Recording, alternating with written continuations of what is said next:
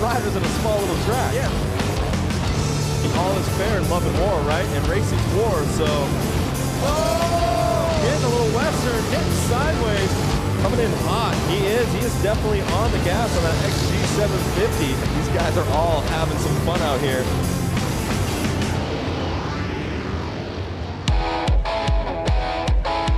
The epicenter of motorcycles, Milwaukee, Wisconsin, will tonight get invaded by every bike imaginable and by riders of all skill levels who have all traveled to UW Milwaukee Panther Arena.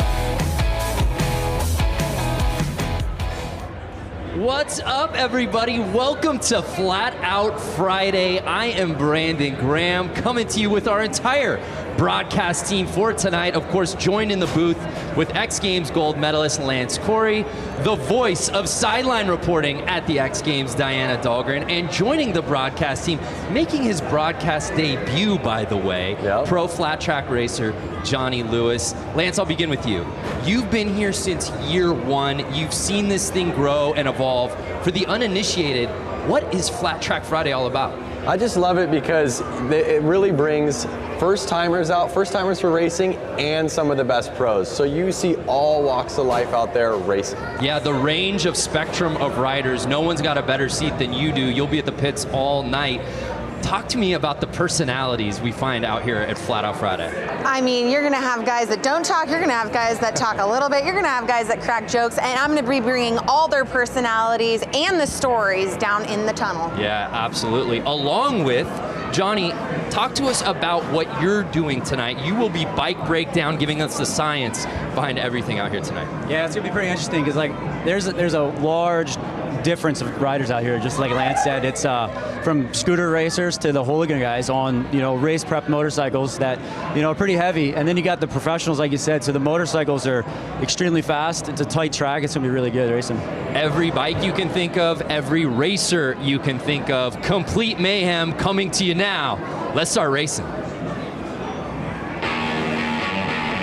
The fans invading UW Milwaukee Panther Arena, getting ready to watch absolute mayhem take place on this 1/16th of a racetrack, Lance Corey. Over 15 different classes of racing we'll see out here tonight, beginning with right there, the JV semis will be kicking things off.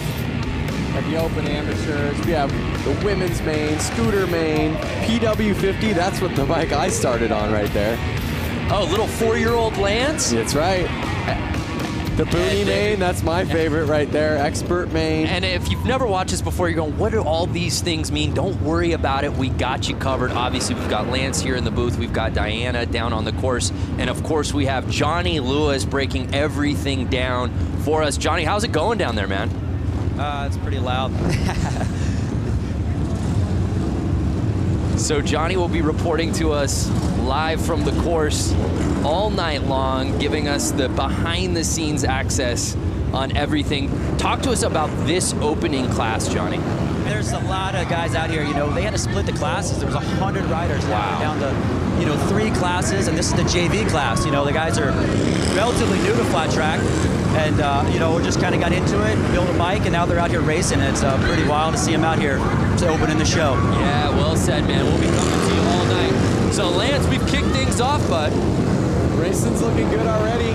These guys are they're already warmed up. They've been out there racing all day to get these lap times. Now, talk to us about this course and the setting for those who are just tuning in for the first time. What makes this course so unique here at the arena? So what's incredible is, to my understanding, it's a hockey arena. Right. And before this was set up, there would have been ice out there, obviously. There is not ice out there right now. But there was ice at some point. Oh, I see, but so not now. when they take all that away, the concrete is shiny and it is slick. It's like being in a big store where it's kind of like slippery, actually. Okay. So they end up spraying Coke syrup down, and they let it kind of dry, and it gets really tacky, almost like being at one of those gross bars or something where your feet I have no idea what you're talking about. Your feet kind of stick to the floor, you know? They do that so the tires actually have some traction. 1 lap to go, you see, and there's the checkered flag. And again, we talk about the dimensions of this track. This stuff is at a torrid pace. If you've never watched Flat Out Friday, if you've never seen flat track racing on this scale, don't blink. No, it's incredible. It's almost like racing little mini bikes inside of your garage.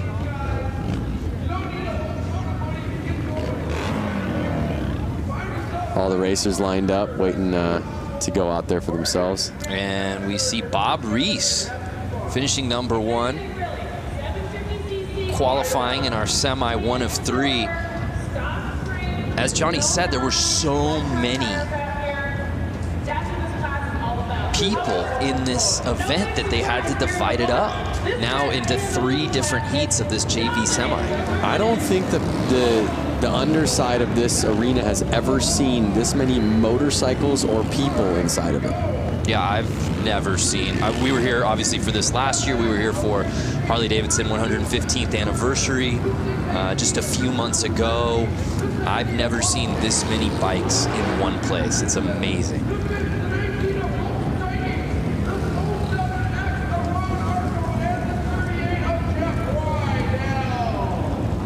There's a great shot at our track here at the starting line. And one thing you'll notice as we get through these classes, right, Lance, is there's so much differentiation in bike.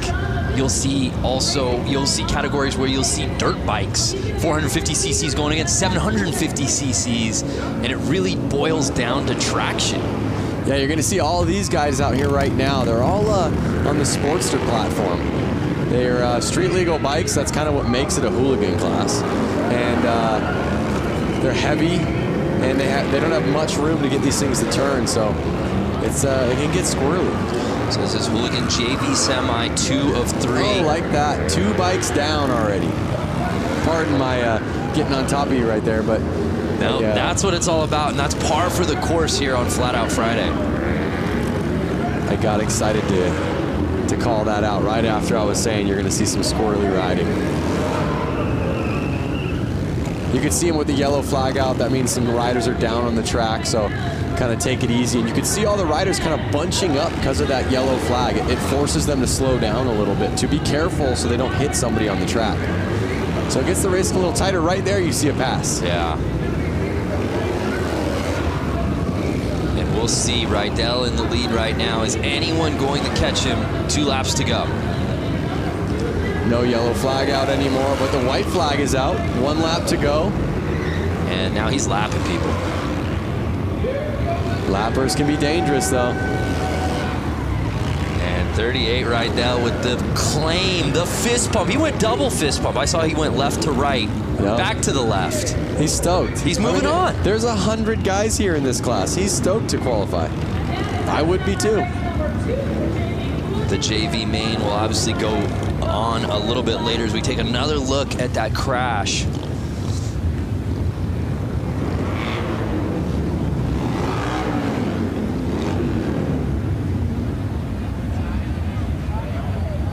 There it is. See that quick? Because he was so close to the other rider. Quick flag change. And again, if you're just joining us, we're in the midst of our Hooligan JV semi, 2 of 3. Jeff Rydell taking the win there, qualifying onto the main. Absolutely, the jewel in the crown of motorcycle racing, hooligan racing, indoor racing, this type of racing in the United States, hands down. There's a little bit of everything here, and the focus really is on fun. Look how huge. And there we see the kits. We should, again, different types of bikes, different types of riders. I think the highlight for almost all of us here is beyond the dressing up of the bikes is the dressing up of the riders themselves. Yep, that's for sure. A night like this, they kind of throw on a costume. You see a man right out there in a tuxedo. That's your type of tux. In fact, I feel like that's what you wore to your wedding. It's kind of a full onesie tuxedo. A full sublimated tuxedo. It's like it's a glorious, it's not a tuxedo t-shirt, it's a tuxedo onesie. Yep. But again, that's the cool thing about this class. I mean, these guys, these are their bike. Look at the bike closest to us. Oh, and a guy pulled in front of him. But look at the guy closest to us. Yeah. He is actually, you could see his speedo gauges on his bike. This is not a race bike. This is a bike that he takes to work and back, and he wanted to race. It's so cold outside, he's like, you know what, I'll race the race just so I can ride my motorcycle inside today. Oh, and it was 69 getting the whole shot. Nice. Oh! But he's cut on the inside by 00, the Tux Man. Can Brandon Gonzalez get back up there to 00? I see the yellow flag out, and Brandon gets him.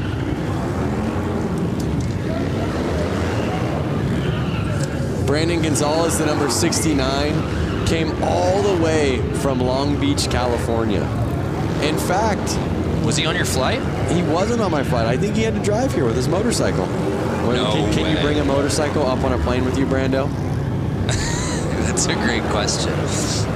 All of these riders had to get their motorcycles here somehow, and I think most of them drove. Through the snow, through the rain, through the crazy weather we're getting right now. Just from walking from my hotel to your hotel, your very bougie hotel, I got frostbite on both of my ears. It was 8 degrees out. Yeah. Can't imagine being on a bike out in this weather. So 8 degrees out today. They're inside, they're warm, they're racing, everyone's having fun. And Brandon is staying in front right now.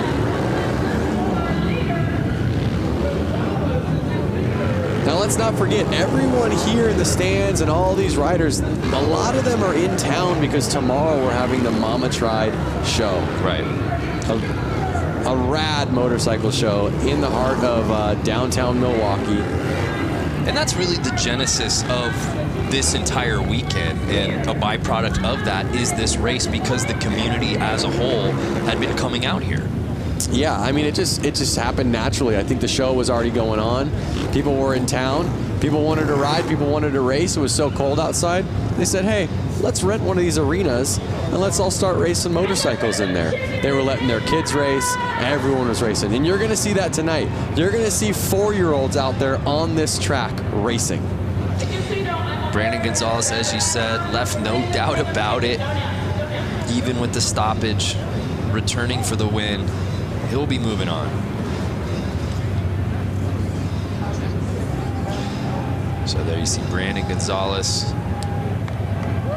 qualifying.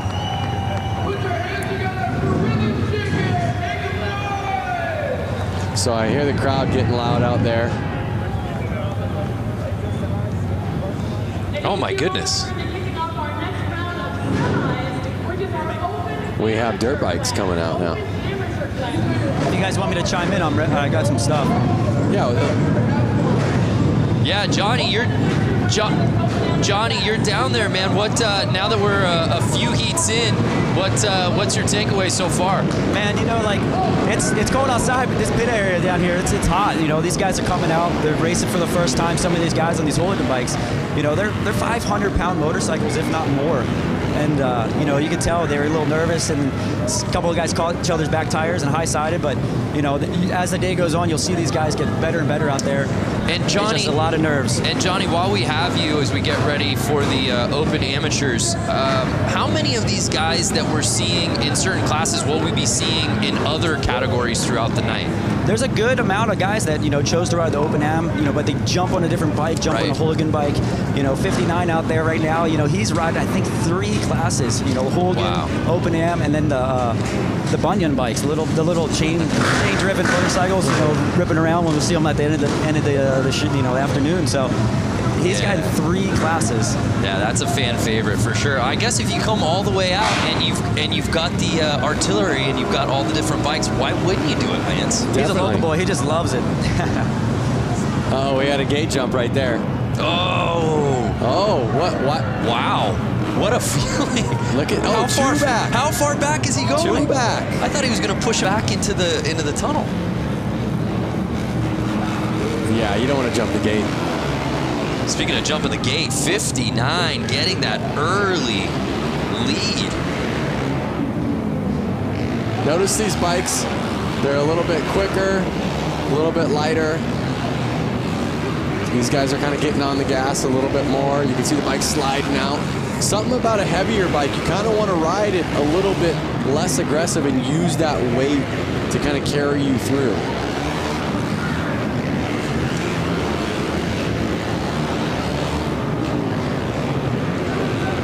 So Kilkenny leading the way right now.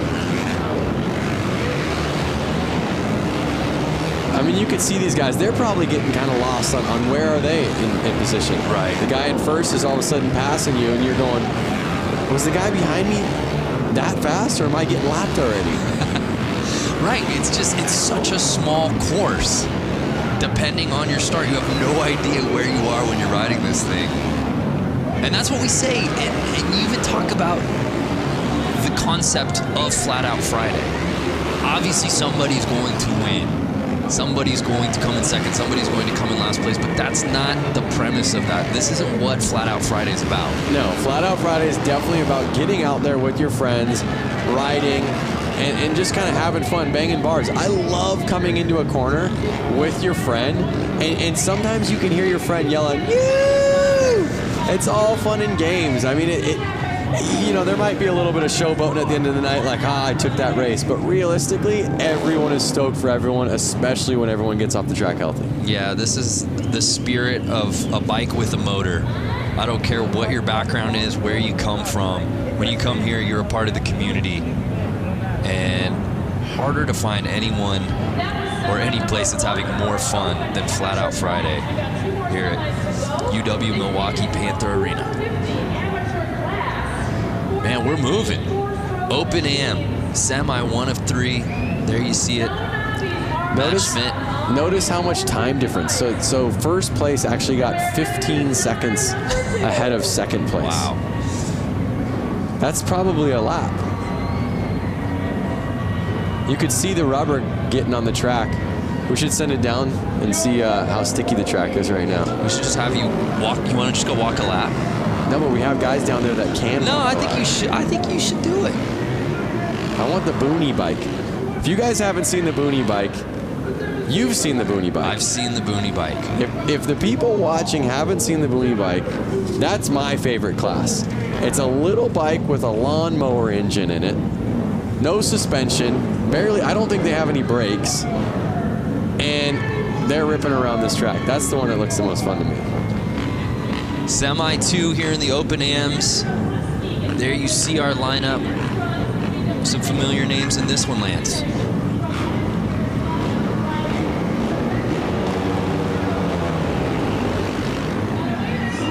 Whoa. There's a fine line when you get out there of being too aggressive. Right. And maybe putting it down in the first corner. What kind of rider would you be, Brando? Yeah, I think I'd go aggro right out of the gate. Would you? Yeah, it's the Ricky Bobby mentality. If you aren't first, you're last, right? Okay. So you kind of go for it. But as we were talking about before, it's so hard, probably midway through that first lap, to really, if you're not in the lead, knowing where you are. Yeah, for sure. And you just kind of want to keep picking off the person in front of you, picking off the person in front of you.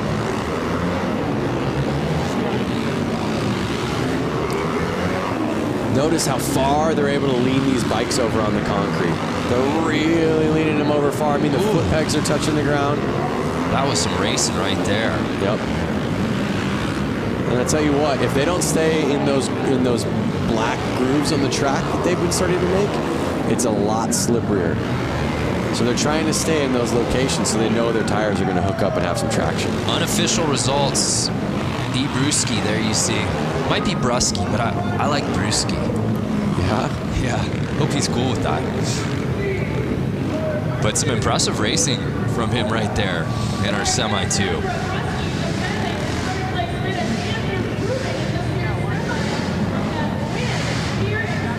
Take a look, it was that 38L bike who I believe got the whole shot early.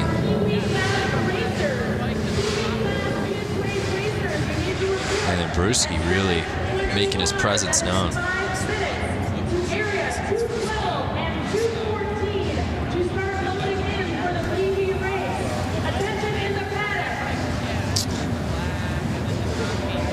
So our results are in. You see Brewski and Bleski. So 1 and 2 qualifying forward. Yep. I was just going to say, you see the Q on the side of their name. That's what is kind of letting us all know that they're going to make it to the main event. We're still just in the semis right now. These are just every rider that signed up. Towards the end of the night at this show, you're going to have all of the fast guys battling. That is really where it gets intense.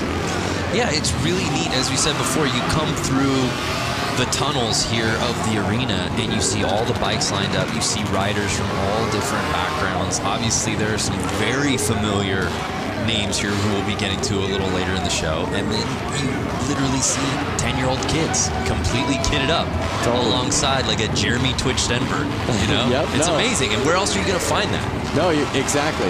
You do see Twitch out there, who's well known in the motorcycle community, taking photos with all the kids that are geared up as well. I was one of those kids at one point, and I see little PW50s out there, the little teeny dirt bikes, and it brings back such good memories. And one thing about motorcycle racing, it's such a family sport. You really need that family support. It really creates, like you said, that community. Everyone's there to help out. Everyone's willing to lend a hand. And they're off. 25. And the Stars and Stripes getting the early lead. Notice, Brando, that bike did have front brakes on it. There's no more front brakes. Not to these eyes. It's all gas, no stopping. Yeah, and Lance, talk about the importance, especially on these dirt bikes, of the suspension setup. So you can tell compared to like a normal dirt bike you buy off a showroom floor, they've actually lowered the front end of it a lot, drastically. So that way the weight gets a little bit more on the front of the bike and they can control it in corners a little bit better. Also, they've taken the front fender off. It's not really needed. There's no dirt flinging up.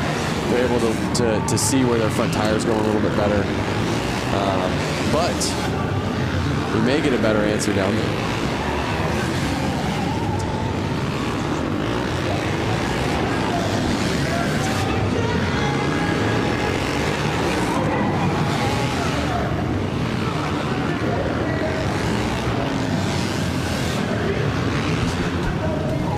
So the unofficial results are in. And it's C-Funk, who looks to be qualifying to the main.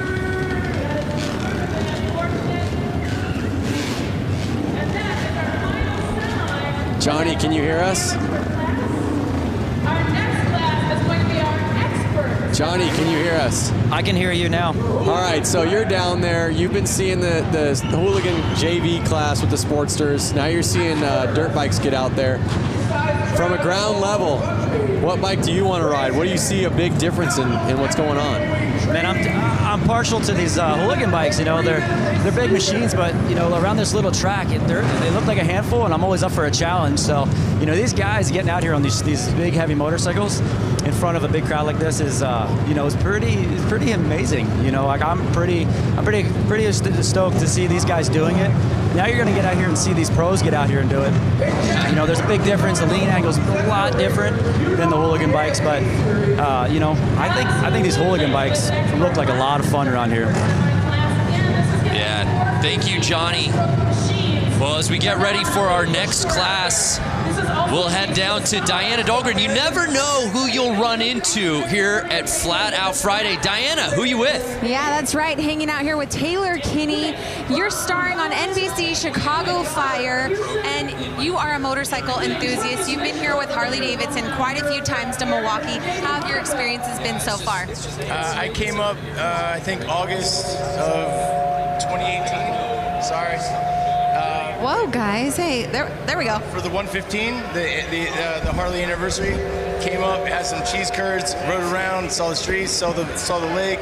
It's beautiful, and then coming to the track, I couldn't be more happy. So you got to get out on this course earlier today with guys like Jeremy Stenberg, Buddy Suttle, Johnny Louchback right behind us. How was that riding on the course? It was fun to rip around the track. We got here early. I think we were the first ones out.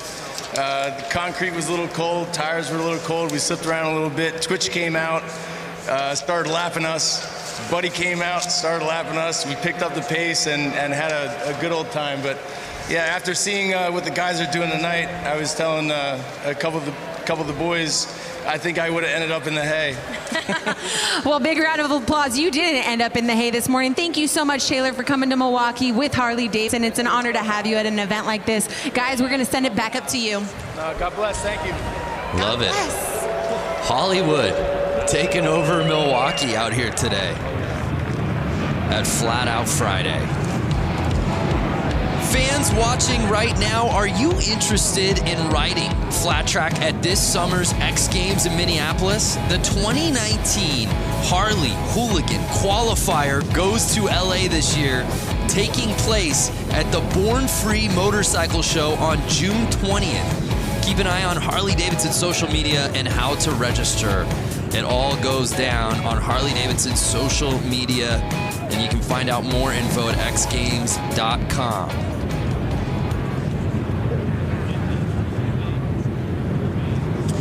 So we move on to our next class, the Expert Semis.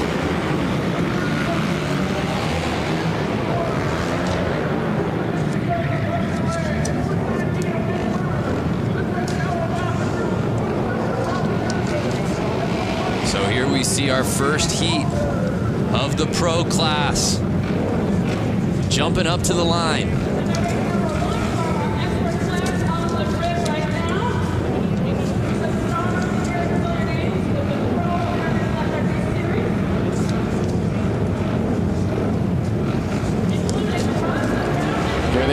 Racing's about to heat up. Yeah, no doubt. Here we go, and they're off. Notice that he's got a piece of carpet on his boot, Brando. That carpet on his left boot right there, so his foot doesn't actually stick to the ground. The ground is so sticky, like I said, his boot would actually get caught and rip his foot back if that wasn't on there. So it's Bowman leading the way right now, and he is absolutely lighting this track on fire, Lance. He's going to catch up real quick and get into those lappers. Now, these are experts. They're not pros. So these guys probably have a job. They're probably going back to work on Monday or Tuesday. So they're really just out here having fun. I mean, everybody's out here having fun. And there's a great shot as you see our leader. So many of these riders the setup, especially on their foot, the boot that's hitting the ground, as you can see, taped up to the max. It looks like he's actually got a little piece of carpet on there.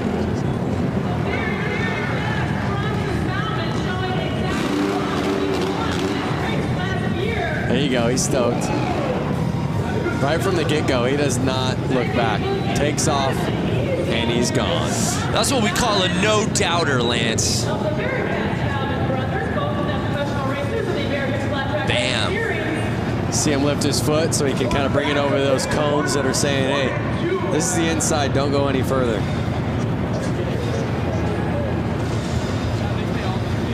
Well, Johnny, now that we've got the pros out there, as we move on to semi 1 of 2, there it's officially in the books. Bowman, Gunther, Lang, Weimer all qualifying. It feels like the racing got a little elevated real quick, Johnny. Yeah, it did. You know, if you watch, Bronson Bowman out there, they actually have their left foot peg off because they're laying the bike down so low that it would rub the foot peg. Some guys even opt to take shifters off the Hooligan bikes because the cases are so wide.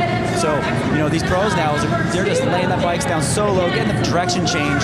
It's pretty amazing to see them out there doing this on a track that's 100 feet from inside to inside.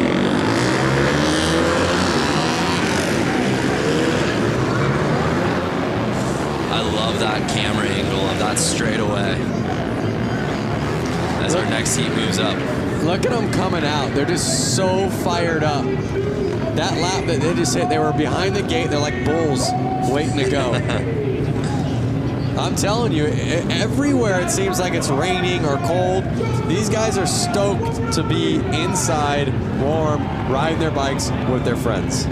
And there's a look at our semi 2 of 2 roster here in the expert class. 8 riders. Half of this field will be moving on to the final. Who will those 4 be? Let's get ready to find out.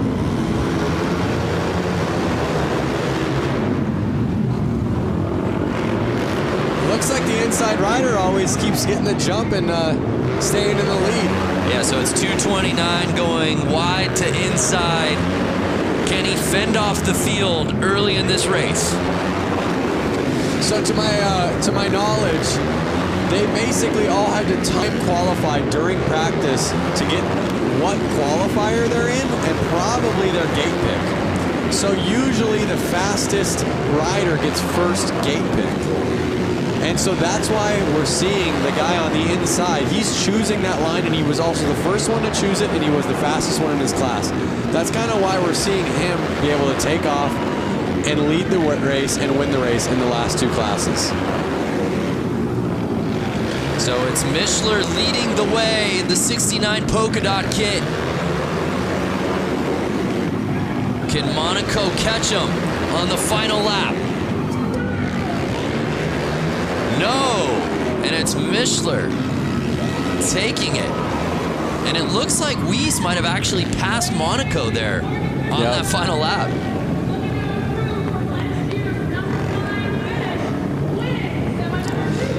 Brando, what's the most CC bike you've ridden?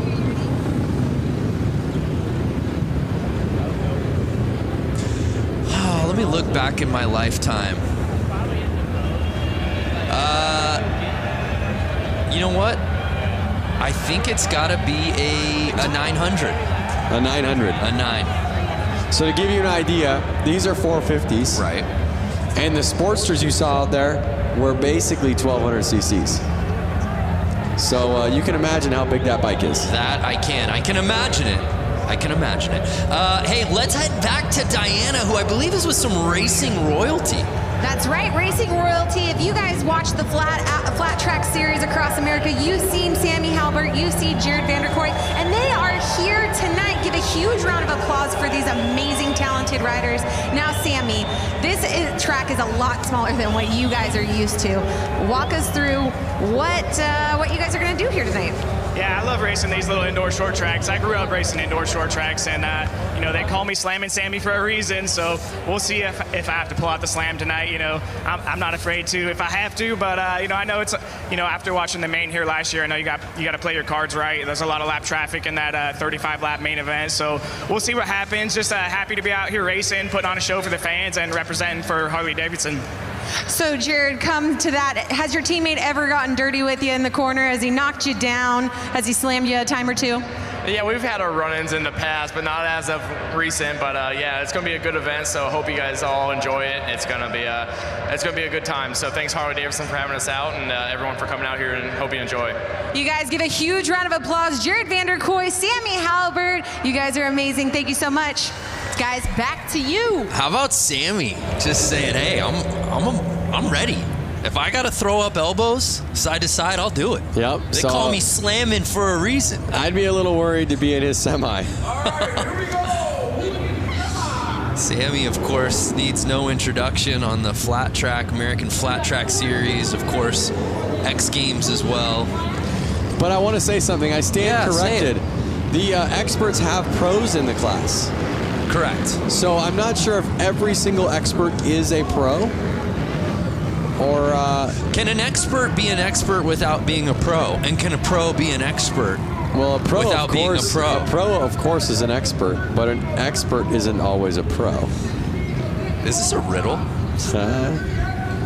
There's no answer to this circular question. But the racing continues as we take a look at our semi 1 of 4 here in the Hooligan. Now this is class. open. This is open Hooligan. So Correct. these guys have faster lap times. They're a little bit more seasoned. They've been doing it a little longer. We're going to see a little bit more carnage here. These guys want to win. And also, just look at the size of this field. Again, though, it's not something that they want to win. We saw some gate jumps. It's not something that they want to win just to be winners. They want to keep racing. So this is just a semi. Right. Yeah. They want to win. Very good point. Just so that they can go out there. They can just again. stay on their bike. Yeah. So if they don't win or they don't get the top position in this, they're not making it to the next round. Right. And most of them, they drove so far to get here. They just want to make it to the next round and get more laps out there. So you see a bunch of bikes getting back there in the third starting position. Those are all the guys that jumped the gate. Kind of teach you a lesson right there. Take you to the back of the classroom is what they do. And they're off.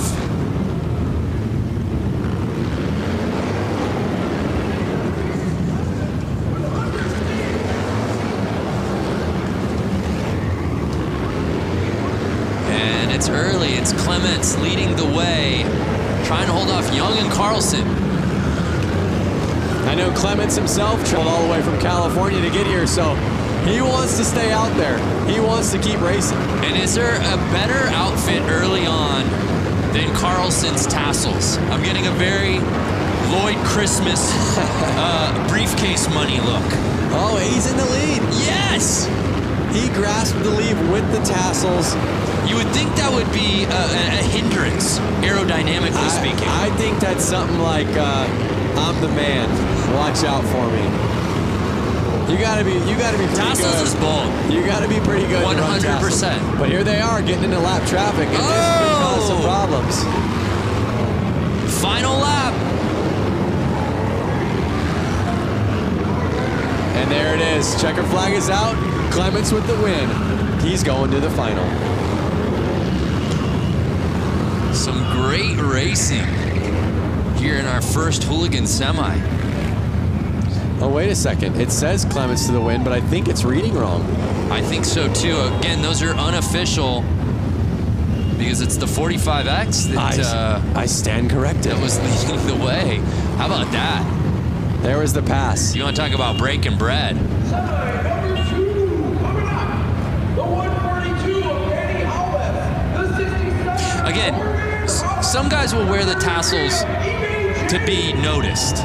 Hey, look at me. Yep. And other guys are just that bold. I think he had a little mixture of Benny Carlson. It was Benny Carlson that wins it. And notice he's the only one that's going to qualify. Jason Clements, all the way from California, is turning around.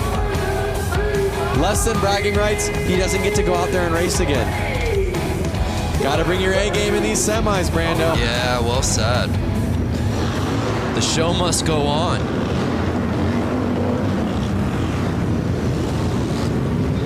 Here, our next class jumping out. Notice the difference in gears. There's a couple guys in leathers and there's a couple guys in more of motocross gear. Yeah. I myself would want to be in leathers. If I hit the ground, I want to be in something that's going to slide well. Okay. Something that's going to protect my skin. So it's interesting to see, who chooses what. Hypothetically speaking, you're wearing your leathers. What's Lance Corey in this class? What are you wearing? What do you look like? I look like number 100 right there. Dialed. Ooh. Even number 81 back there, he's got leathers on. So you go Johnny Cash. I go Johnny Cash. I would be in a Harley-Davidson jacket and chaps. Well, we'll have to get you out next year, Lance. Out of the booth and onto the track.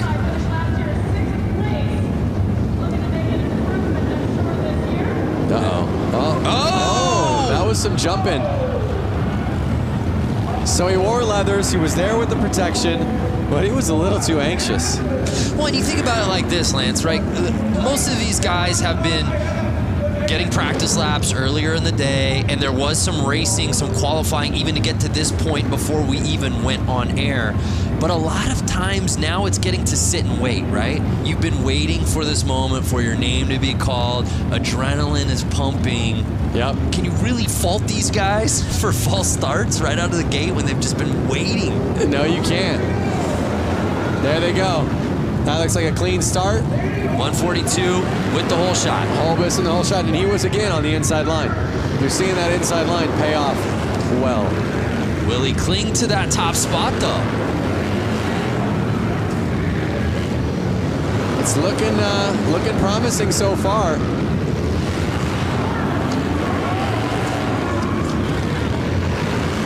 Again, if you're just tuning in, we're still in semi mode. We've got so many finals, so many mains still to come. We're just getting started here on Flat Out Friday.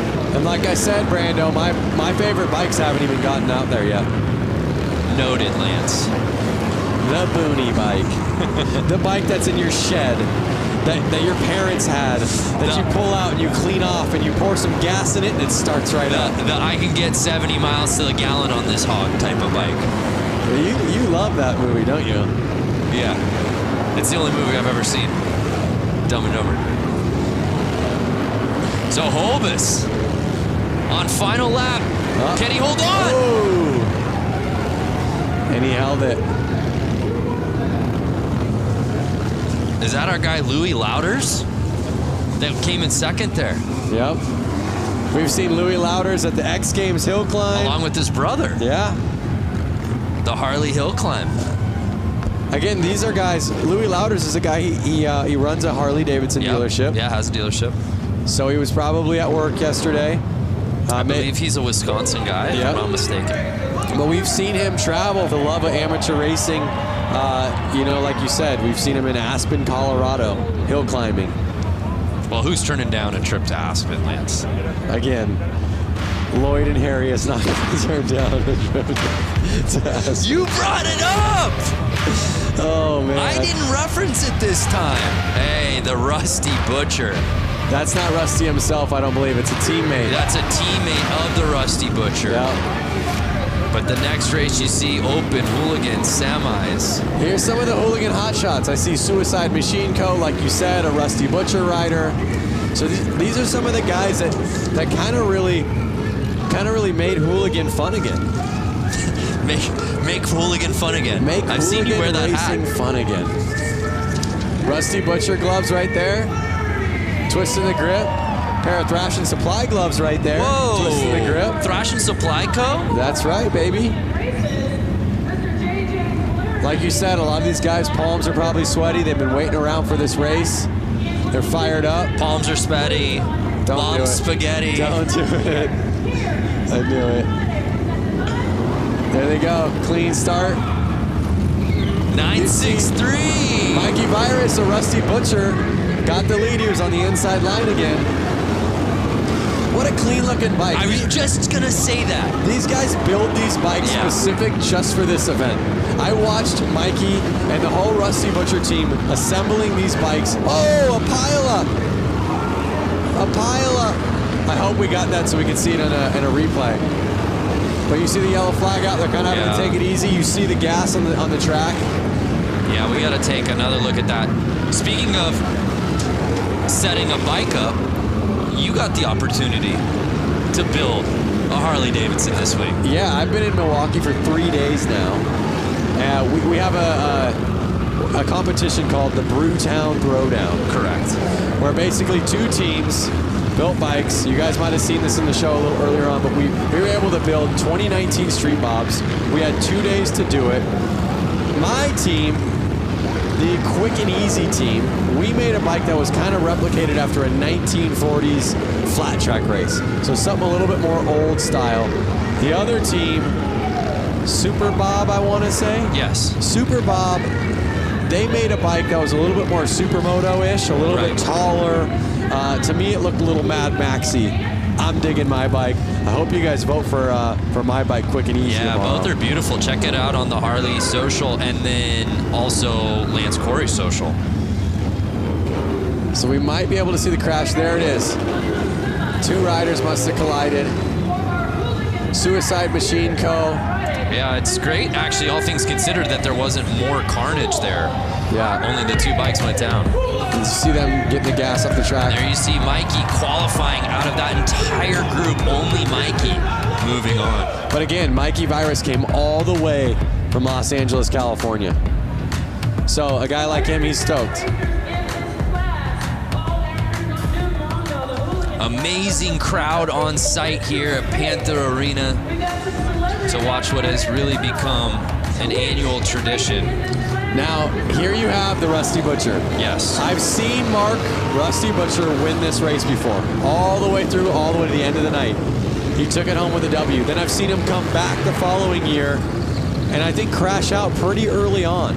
And again, he wasn't mad that he didn't win. He was mad that he wasn't in the final to race more. So, what's going to happen tonight? Yeah, he flip-flops, right? Yeah. Either wins or crashes out. Yeah, it's all or nothing. Then I guess it's an odd year, 19. I feel like he's gonna go the distance. He is absolutely a fan favorite, though. There's no doubt about that. He's a fan favorite, but right out there in the crowd, I see Jeremy Twitch Stenberg, FMX icon, someone that I grew up riding FMX with. So who's gonna take it home? A lot of these guys all practice together. They're from California. Let's see how they do. Getting the lead early. Can he hold it together? Mark's looking real smooth.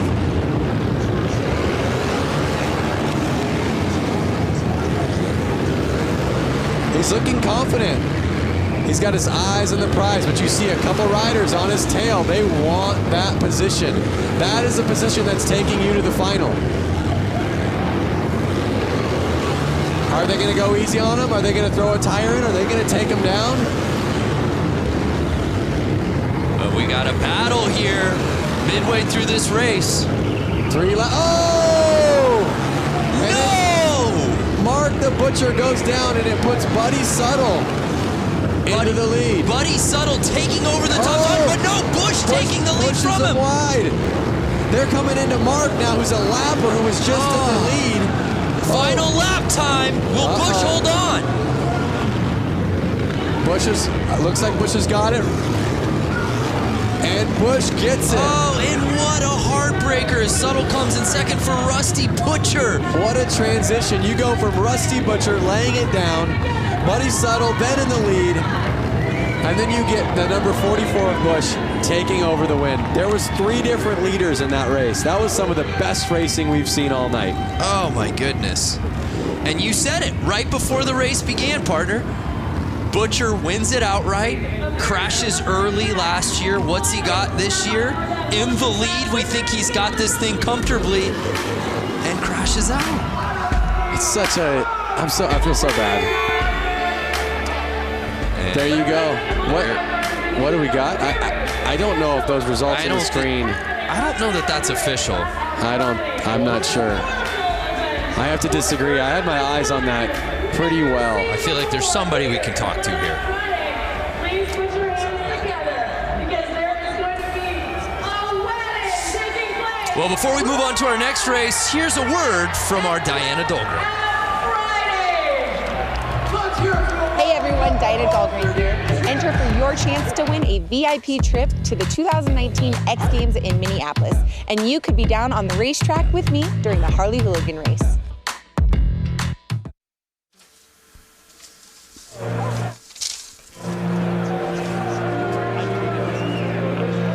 Check out the kids down there. On bicycles, pumped up. They got their helmets on. They're ready to go. They've got more energy than the older guys, huh?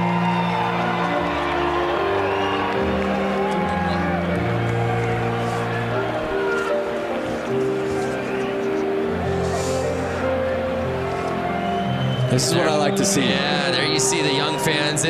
Flat Out Friday brings out everybody, including some influencers who came out and were able to take some laps around this course. Let's take a look at that.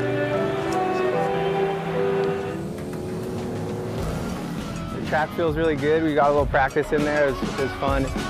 I grew up racing motocross, so it was cool to do this. It's something different and something I definitely want to do in the future more. It was fun just to go out and get a couple loops in, watching these guys follow lines and get a feel for the track. It's my first time actually even touching concrete. I've seen so many videos of everyone barely scraping their primary and eating it, so I was trying to be cautious out there as much as I could. It's pretty tacky, but it will spin a little too, so I think it's exactly what you want. It was awesome riding with these two big trees. But I honestly think we got them. Yeah, I got to keep it on two wheels and yeah, not crash. I got 100 cheese curds on Buddy to take the whole thing. Some heavy hitters. Yeah, there you have it. That are part of it. And there's your bike. Yep, there is the bike that I just got done building over 3 days. She is a beaut, man. Well done. Oh, I'm so stoked on her. I really wish I could take her home. Notice how the front and back tire, they're the same size. I love that look. Yeah, everything about it. The paint job, it just... it's an excellent motorcycle, Lance. You should be really proud of yourself. Hey, thank you very much, Brando. And there is the other bike that the other team got to build. Yeah, that was Diana Dahlgren was part of that team. And as you said, a little bit more of a Mad Max kind of racer look. I really like it. Hey, we're still in the middle of all these semis. Let's send it back down to Johnny. Man, that last race had a little bit of everything. Johnny, are you there? Hey, I can hear you guys now. Yeah, Sorry, we had a little technical thing. No, I was just saying that racing kind of had a little bit of everything. Some big names, obviously. Rusty Butcher, we thought was going to take it, going down midway through that race. Yeah, he just got in there and the bike started chattering a little bit and the front end went away from it. It's, he started getting that lead and started riding a little tight.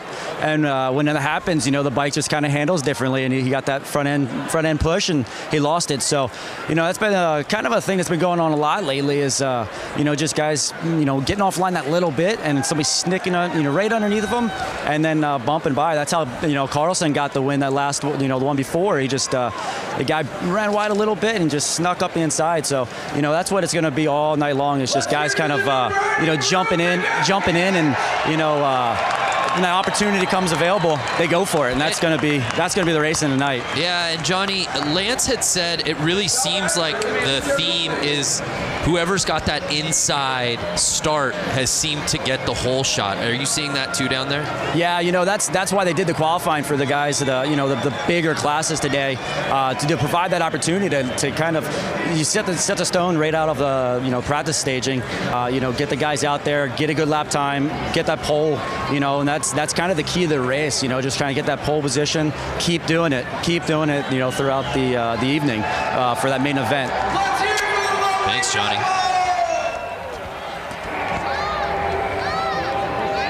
Packed house out there, tons of energy. Love it. Hey, fans out there, make this your year to ride. Learn from the experts and get 50% off the Harley-Davidson Riding Academy new rider course with the code RIDE50. It's a limited quantity available. The offer ends March 3rd. That's 3-3. Visit h-d.com/learn-to-ride for more details. Make this the year, Lance. Make this the year you learn to ride. Oh, I'm loving this. We got a different type of bike hitting the course out here now, Lance. That's now that I have a kid and you have a kid, I just taught my daughter how to ride a bicycle. Is she not out here? My daughter is 16 months old and she's out there.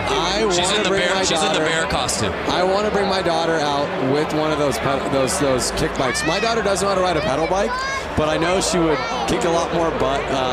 Your daughter's 2 years old? 2 years old. And she's already riding a bike without training wheels. That's amazing. Speaking of parents and people with kids who ride bikes, Diana Dahlgren, I know you got a little one yourself. When's he going to get out here and ride?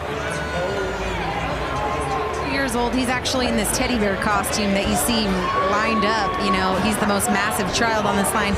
I don't know. I feel like Hunter's going to, you know, take the teddy home for the win. So all the little cats out there, and it's the bear taking the early lead right out of the gate. I feel like there's an adult in that. Oh, how about going the outside to take the lead? Notice how he's keeping the pedal up. That's basically giving him more ground clearance as he turns left. The 3-plate staying wide, and now he's laughing. Oh, could you imagine being out there right now? Unreal. Packed house, the energy, everyone cheering you on. Yes, look at that. I want to start clapping in the booth. That kid has got racing in his future right there. All those kids, what a blast it's got to be, as you said, to come out here. Oh! In front of this crowd, are you kidding me? That is awesome. I love it. The checkered flag's out. You think you're going to get these kids off the track? I don't think so. I'm not sure it's possible. Oh my gosh, some of these kids out here are so small.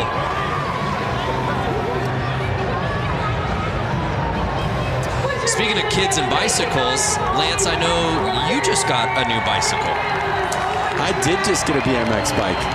I grew up riding BMX bikes my whole life, which I'm sure these kids are going to do. I'm sure most of these people racing have done. Most people in the stands. And it just was something that, it was like a calling of like, you need to kind of go back to what you did as a kid and find that real organic fun. And did you find what you were looking for? I found exactly what I was looking for.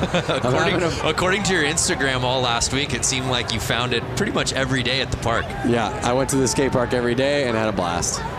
Look at that little kid cruising his little pedal go-kart.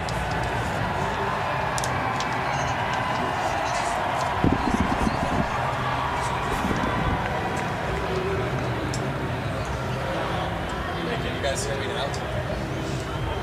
Yes. All right, well, those kids wrapping it up. Let's head down to Diana, who's with our competitors. Diana. Hey, you guys. So I'm down here with these stars, tomorrow's stars. Alrighty, so you just ran the track here at Flat Out Friday. How was that track? It was really fun. Was it really fun? How was the Coke syrup hooking up on these tires? Yeah, it was. Sounds great. And then we have the teddy bear. You know, I was telling everyone this was my child earlier. Here's the teddy bear. Was it hot in the costume? Yeah. How was the course? Good. What is your goal in the future?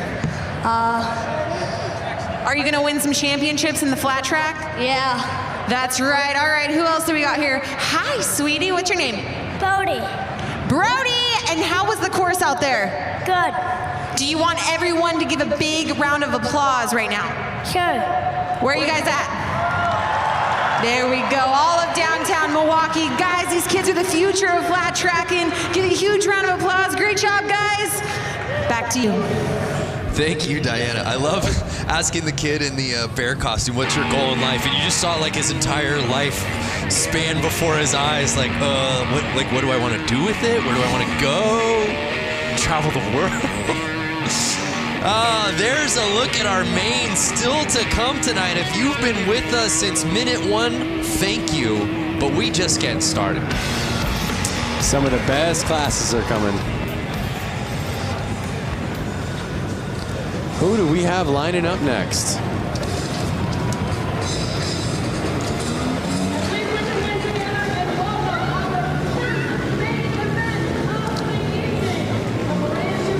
So here comes our new class, and I'm not totally sure yet. I'm gonna wait for the graphics to come on screen so we can all find out together. My paper says Mad Dog Maine. That's right, Mad Dog Maine. Graphic. Mad Dog Maine. So I'm not sure the rules of Mad Dog Maine, but I'm seeing a lot of kind of 4-stroke mini bikes out there right now. All different sizes. It kind of looks like bikes that would be in the range of 80 to 125 cc bikes. So we've got 12 riders out there, as you see. You see guys, or you see people in sweatshirts. You see people in motocross gear. You kind of see, again, he might have just came right off the street and he's racing right now. There you see Sean Sheely was the top-ranked qualifier. What do we got, Lance? Someone must have jumped the line or something's going on. A little line jumping. Like a little tire kick from the dad shoes. You see that? And they're off. Oh, Sheely getting squirrely. Whoa. Can't take advantage of the positioning. And it's... Whoa, the track looks like it's getting a little slippery out there. You see the spotlight right there on number 75. Jacob McClutchin. I don't think that kit needs a spotlight, guys.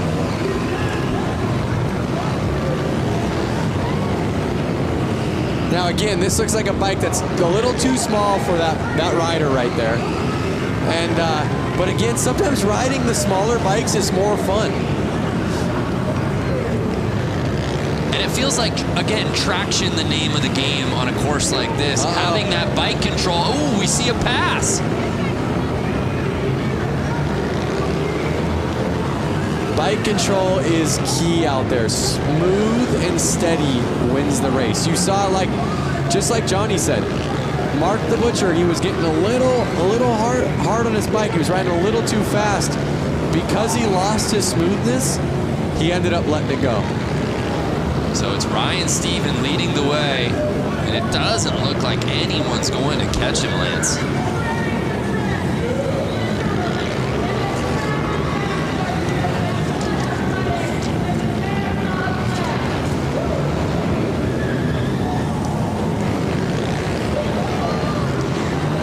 Starting to lap.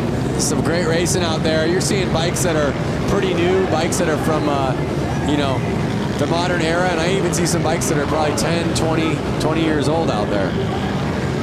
It's interesting to see how the technology on these bikes hasn't changed much. Mostly visuals, mostly just the cosmetics, the plastics. So final lap, and it's Steven taking the win, at least unofficially, but to these eyes, you can pump that fist, Steven. Ryan Stephen taking the top spot, followed by McClutchin, excuse me.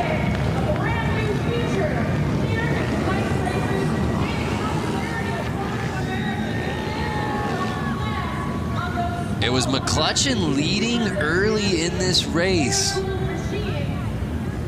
And let's see if this is where the pass took place.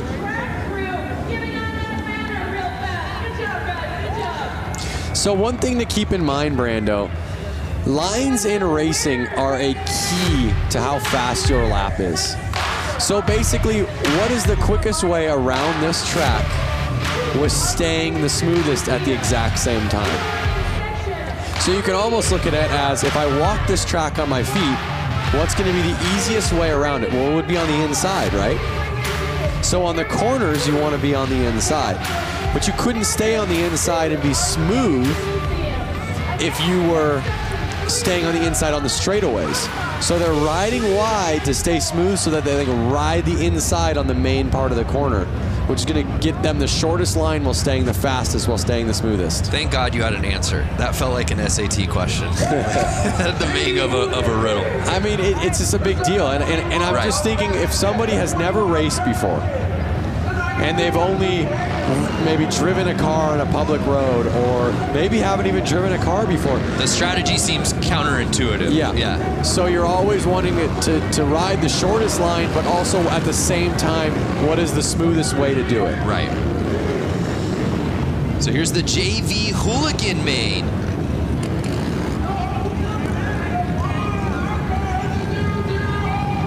Some familiar names on this roster you'll see in just a little bit, headlined by guys like Bob Reese and Brandon Gonzalez, who looked so good early on this course this evening.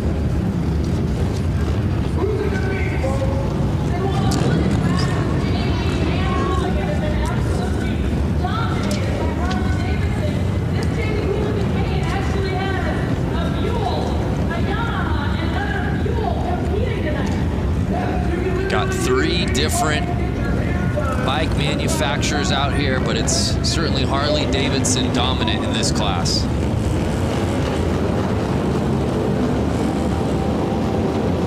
So just to give you an idea, I see the number 7 out there, Juan Arceo, right there on a black Buell. And he has a full-time job back in California. He made his way all the way out here to race this, so he's stoked to be out there in the Hooligan JV. But that's the beauty of Flat Out Friday. It's just filled with weekend warriors. Yep, exactly. Matt Schmidt, who had that first pole positioning, taking the whole shot, and he may not look back as he's already catching up to Tuxedo. Yep.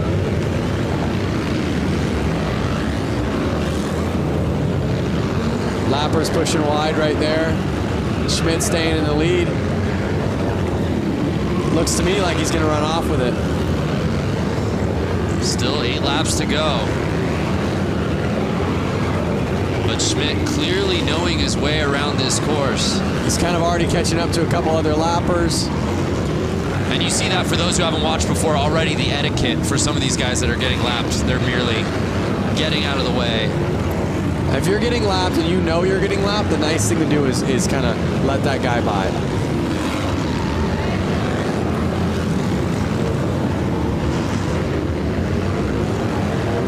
So let me ask you something, Brando. If you were out there, what type of gear would you be in? The Tuxedo? Yeah, I think some version of that Tuxedo. I live my life business casual. You know that. Maybe a blazer over it, perhaps. Like maybe a nice leather blazer. Okay, I do agree with safety and protection, just like you would be in full leathers. White flag's out real quick. Schmidt staying in the lead. Schmitty. I don't know that he likes to be called that, but it just sort of rolls off the tongue. And then the 721 plate, Matt Schmidt had the lead from lap number 1, and no one could take it from his Kung Fu grip. As he takes the top spot in the Hooligan JV main. A lot to like about this racing, as you said right out of the gate, right before this thing began, about the strategy and how these guys handle this course. Matt Schmidt did just that.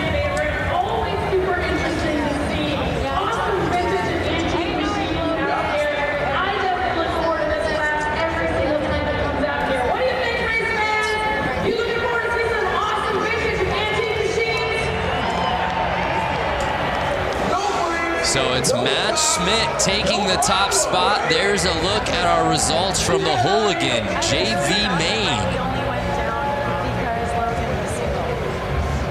Let's send it down to Diana, who I believe is with Matt Schmidt. A huge round of applause for Matt Schmidt, who's taking the win here in Hooligan JV class. Matt making that look so easy out there. It looks like you belong with the Hooligans. How was the course? The track was awesome. It's the first time I've ridden concrete, and I signed up late, so I got stuck in JV, but it was a good first outing. I got to thank S&S Cycles, my coworkers, my friends. They gave me a good seed to ride this evening, so thank you, everybody.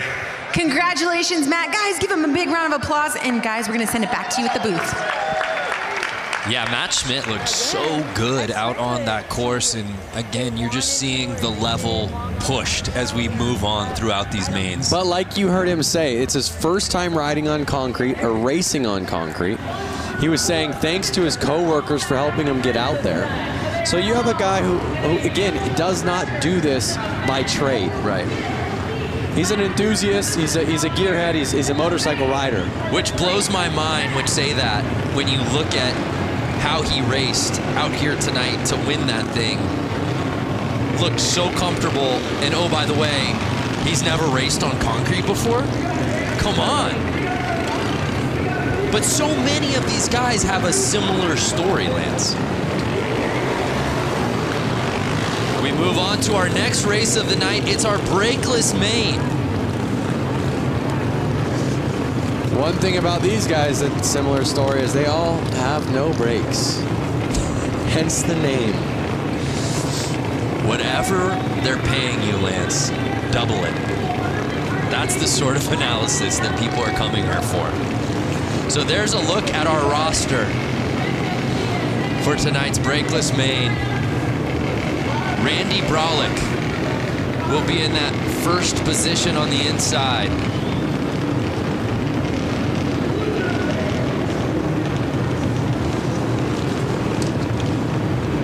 You see him lining up right there.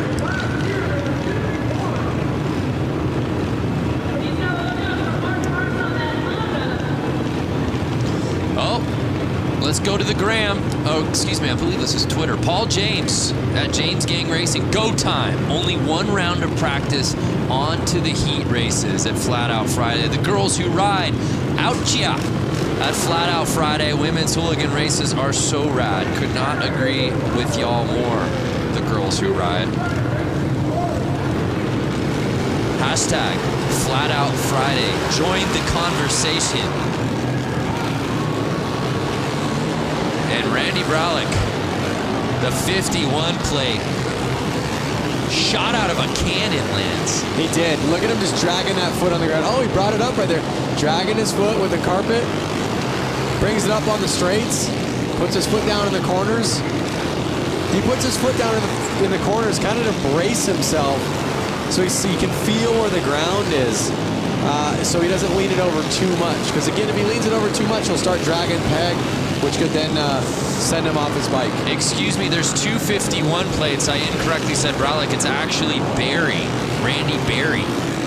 No, ride her down.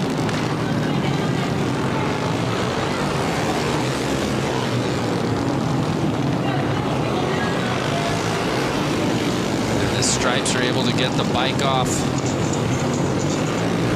quickly there.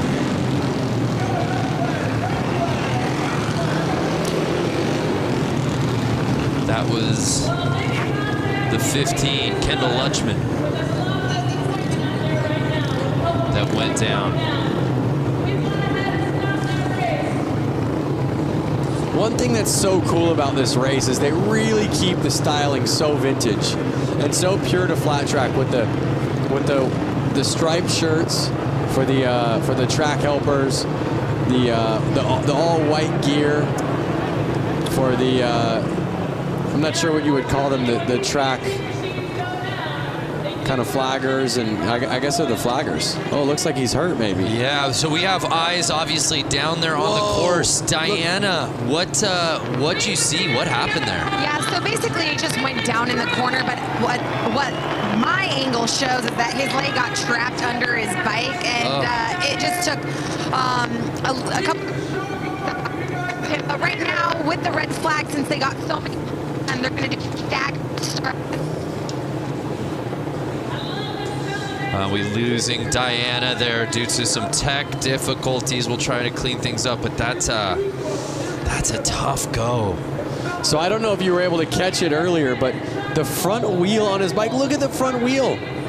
Tacoed. We call that tacoed because it's folded like a taco. Oh, that's why you call it taco. I'm done trying to help I you. gotta tell you, the stuff that I am learning from you, Lance, is just blowing my mind. Doesn't look like he's doing too well. I mean, he's back up on his feet, but yeah, it's good to see him popping up. But how? I mean, my goodness! I hope that Panther Arena gives this man a hand, because you see what happened, and as Diana said, basically that wheel going over the leg. You see what happened to the wheel. I'm not even sure if that bike rolls. I think they're gonna have to lift the front wheel up to get off the bike. But you see the rest of the crew lining back up to finish this race.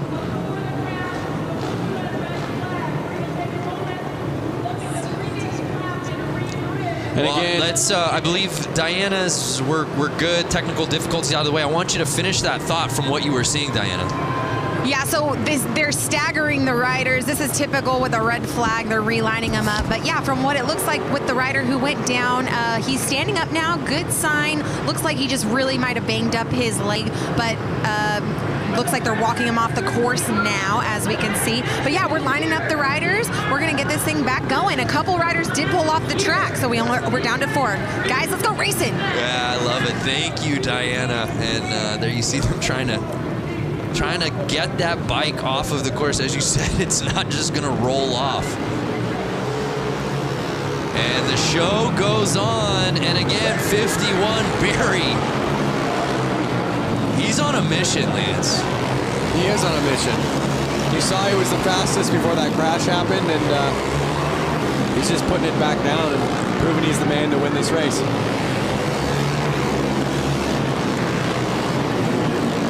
So 4 laps to go. And it's Barry with a sizable lead, and as you said, Lance, going outside to in. You don't think it's the fastest way to go, but that is the route to success out here on this course tonight. And Barry doing just that.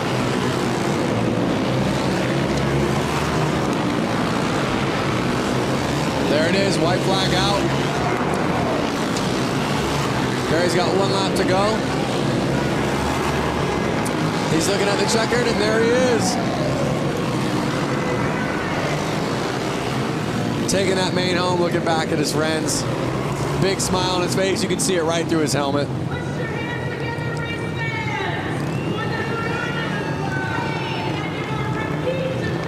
So even with the crash and a little carnage, it was Barry who had to, even after the restart, get that lead back and win it outright, and that he did.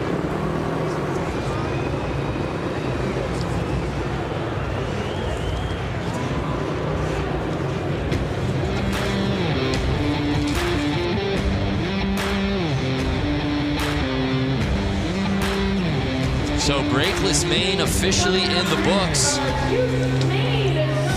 One name I do want to point out, Chuck Dickinson.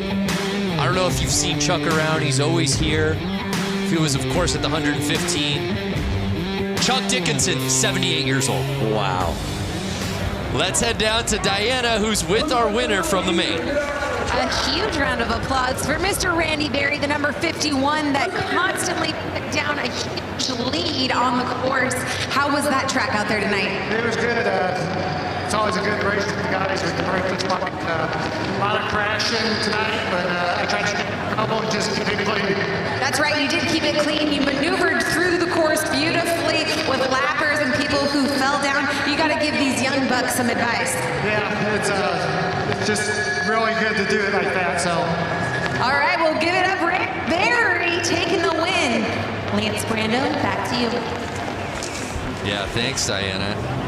His experience showing in spades out here tonight. And how about that, Lance? I mean, you have the start that you're looking for. You're leading the race. You know you're in your game. There's no one in front of you except people that you're lapping, and then all of a sudden that flag comes out. Oh, we got to stop this thing.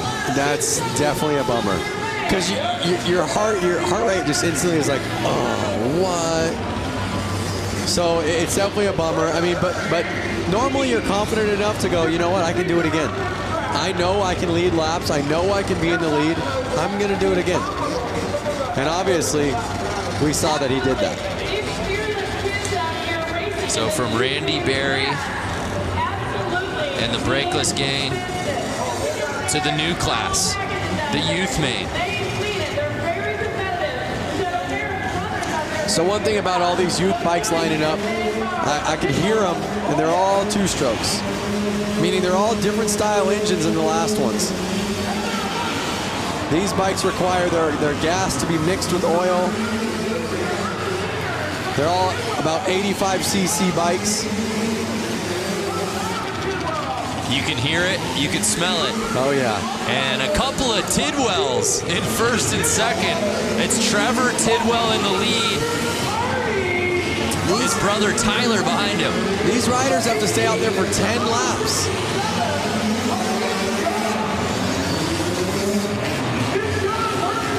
I see a couple 60cc bikes out there. And you see the Tidwells, 1 and 2. Do you think that any bit of their training together is clearly it's paying off? Are they gonna do the slingshot move towards the end? Oh yeah, a little shake and bake. Oh, little tire topping. Young with the pass. And Young passing Tyler Tidwell.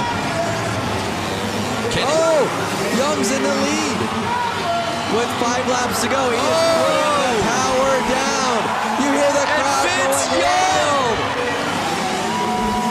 The crowd is going off. You see Young. This is the back and forth we've been waiting for. Can he hold it for 3 more laps? Wow. Vince Young passing Trevor Tidwell, and just 2 laps to go. Can he hold on? Final lap time.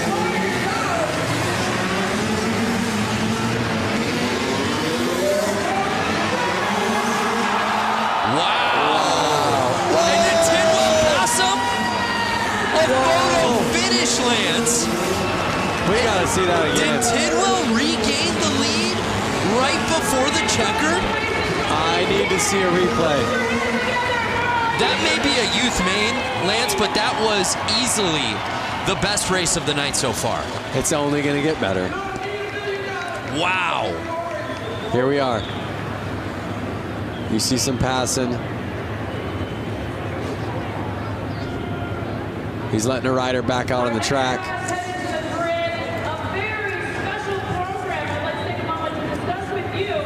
Let's see if we can see that checkered flag pass. Vince Young, not the Heisman Trophy winner from UT. It's YUNG. Here it is, here it is. Look, look, look. And did he get him? I don't know. That's got to be a photo finish. And our results are unofficial. Right. I still think Young might have had it, Lance. I think so too, but Tidwell took the inside. We'll see. We're about to get our official results dropping. That was incredible. But regardless, what a battle between those two. What a race. I hope we see a lot more racing just like that. Yeah, absolutely. Trevor Tidwell was leading that whole way, and then Vince Young, with about 3 laps to go, taking the top spot, only to potentially have been bested by Tidwell, not on the final lap. I'm talking right as the checkered flag was being waved. Take another look. Young.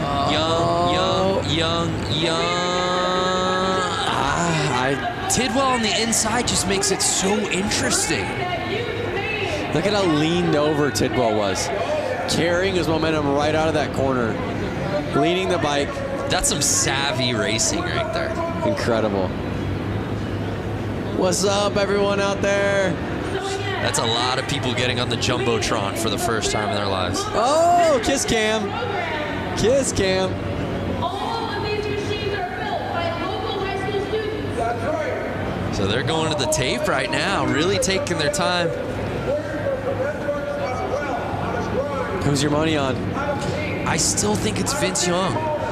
So more social coming through, bikes going fast, zoom, zoom, hashtag Flat Out Friday. I love it. Not Simone. Even got a little, she's got the cherry emoji in her handle. Watching Flat Out Friday on Blockhead Moto channel by the fire. What better way to spend a Friday night? Dave Hoffman, thanks for spending the night with us. Malika, who says there's nothing to do in Milwaukee? Not Lance or I. That's for damn sure. We're checking out Flat Out Friday. Checking out Mama Tried's Flat Out Friday.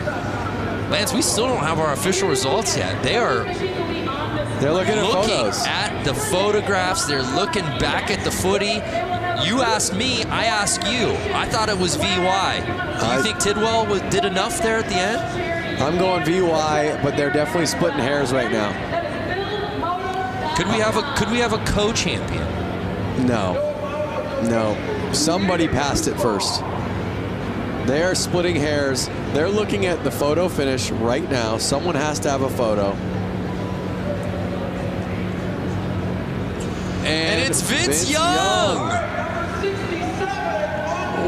Wow. So in the end, Vince Young bests Trevor Tidwell to take it in the youth main. By a split of a second. Wow, what a performance though. You know, we talk about it, right? The weekend warriors, so many of these guys who have regular day jobs that just travel from all over the country, all over the world to participate in this, sign up and register for their chance at glory, their chance to have fun. I love the youth main because these kids are still gunning for the professional ranks. You know? Definitely. You were there as a youth racer. I was there, and it's so cool for these youth riders to be at this race where there are actually some pros keeping an eye on them. They can go ask them for pointers. They can go ask their opinion. So it's a really great race for the youth and for the new people to ask the pros, hey, what are you doing? Or, hey, we're on the exact same track. Well, let's watch him do it. Yeah.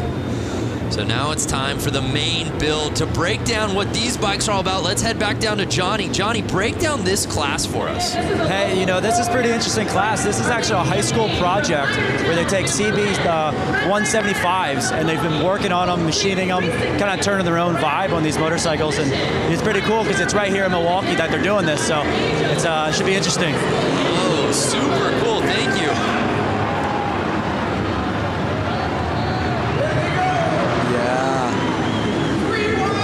How rad is that?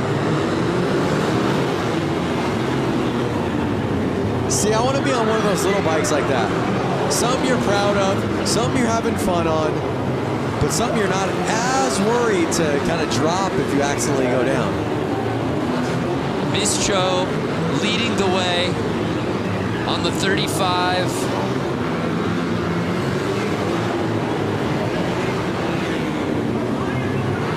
Oh, and it looks like Malinowski might have taken the lead.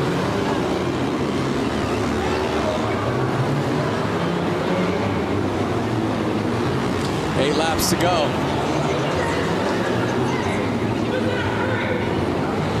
Seven laps. The laps are just ticking away. These guys are riding pretty dang fast. Yeah, Ian Malinowski in first place.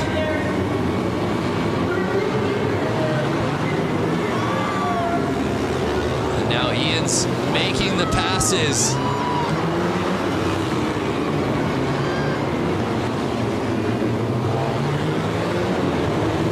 But I love the story behind these bikes, the origin. And that's what the great thing about each of these classes, Lance, is each of these classes tells such an amazing story about not only the riders, but the bikes and where they came from. Look at the forks on that bike. Bop, bop, bop. They're kind of bouncing up and down.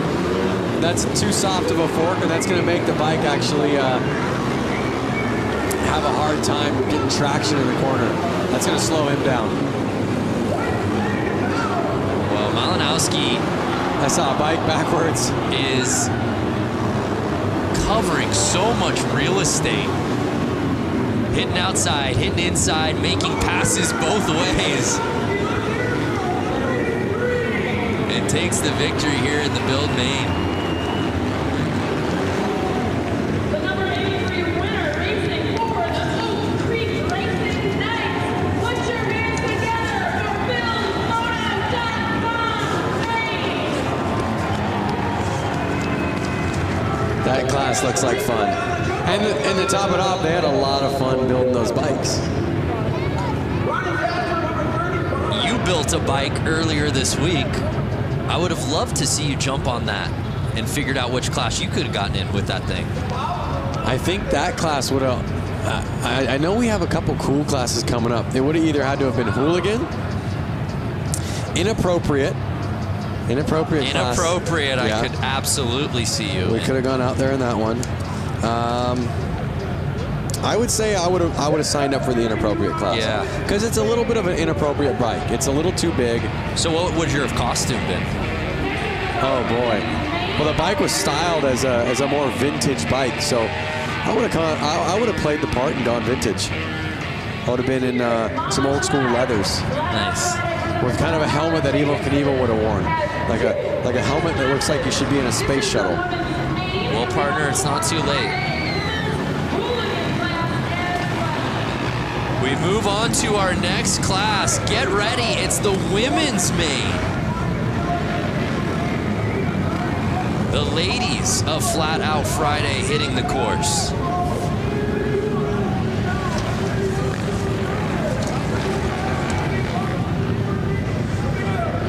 We've got 12 riders out here. And this is one we're really excited to watch. All of these women absolutely ripping on this course. Was watching them in practice earlier today.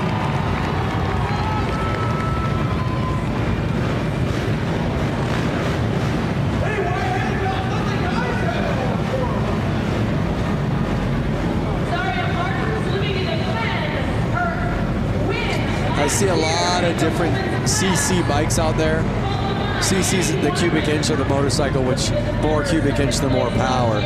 But I'm seeing bikes that could be upwards of 450 cc's and then bikes that look to be somewhere in the neighborhood of 125 cc's. Yeah, let's bring in Johnny. Are you seeing that as well? Lance just talking about the variation in cc's in this category. Oh man, there's a big one. I don't know if you noticed the last bike that pulled up to the start line was a Honda Rebel. Still has the taillight on it. But then you got racer girls that race full time, you know, like all season long. So there's a lot of really strong talent out here, and also a lot of beginners just getting out here for the first time. So we're getting ready to set it off for the women's main. We're having some troubles at the start right now. I'm seeing some gate jumps. I'm seeing some bike stalls. So I think it's their nerves kind of getting to them. And as Johnny said, you see it with Hooligan Racing. You see it at Flat Out Friday every year. Just so many different types of bikes, but you know you're at Flat Out Friday when you see a tail light out on the race course. Yep. Uh-oh. Getting bumped to the back. It was looking like she was having some clutch issues.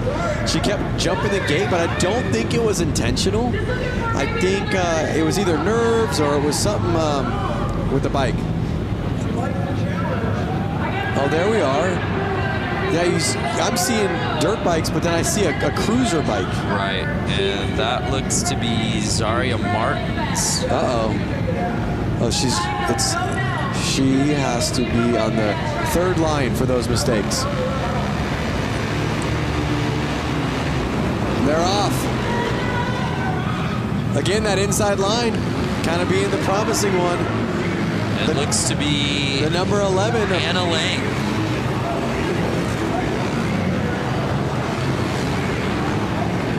Anna Lang leading the way.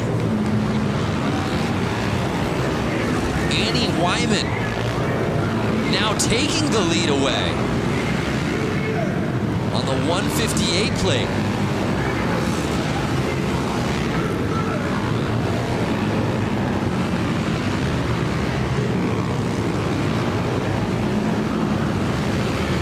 And you see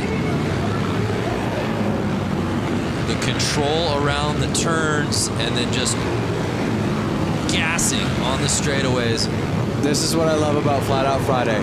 I see dirt bikes and I see street bikes out there. Nobody's scared. Everyone's having fun. Nobody's trying to hurt anyone. Good times on a Friday night. Right.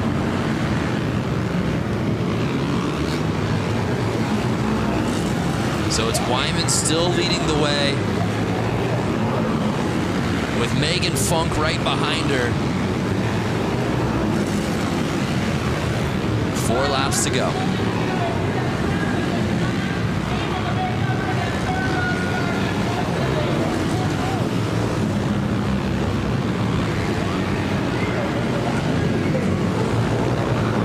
If you were in this, Lance, would you find the spotlight to be distracting? I don't mean that figuratively. I mean literally the spotlight being on the leader. Yeah, I know what you're saying. I think that you're so focused, you're so looking forward at what's going to happen next. Your mind is so in the race. The light, you're probably... Oh, no! She was trying to get that last lap pass. Hannah Lang touching tires with our leader, Wyman, holding on to the top spot. So I think that the spotlight goes unnoticed. I really do. I think your mind's so focused on the race, that's not something you're thinking about. And how about back to what we just saw? Obviously, Wyman did herself some racing there in the women's main, but Lang, who had the lead lap 1, really going for it there at the end, Lance. Hey, just like you said, you ain't first, you're last. Look at that. I say that jokingly because we never want to see anybody crash. Luckily, it looks as if the crash, she's okay. I believe she probably got up after that. It didn't even seem to deter Wyman at all. I think she was straight up enough, far enough out of the corner that it wasn't going to affect her. So Annie Wyman taking it in the women's main.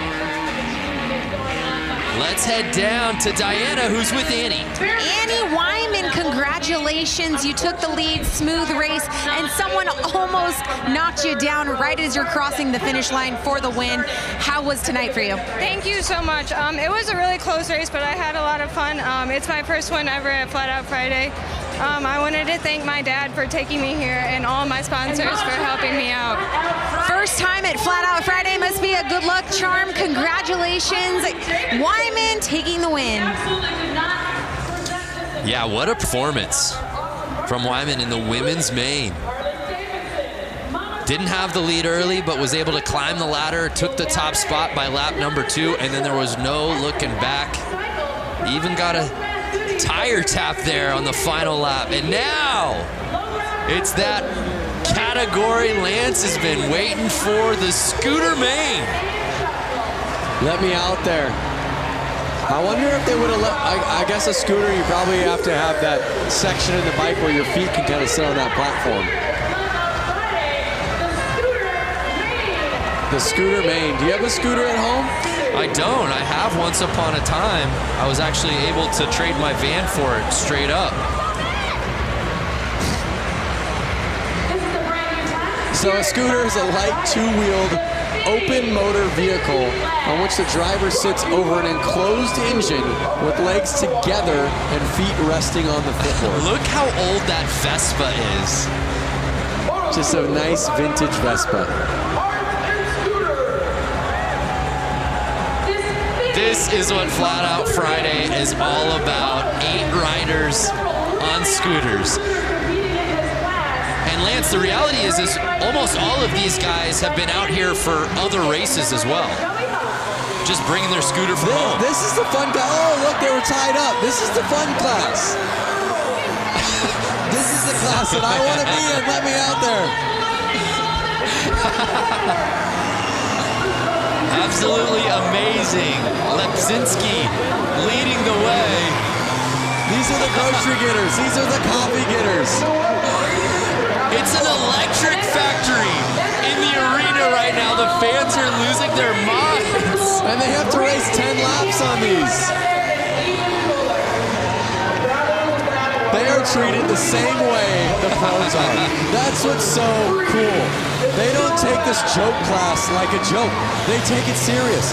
They have to do the exact same amount of laps as the women main just did, as all the other mains are doing.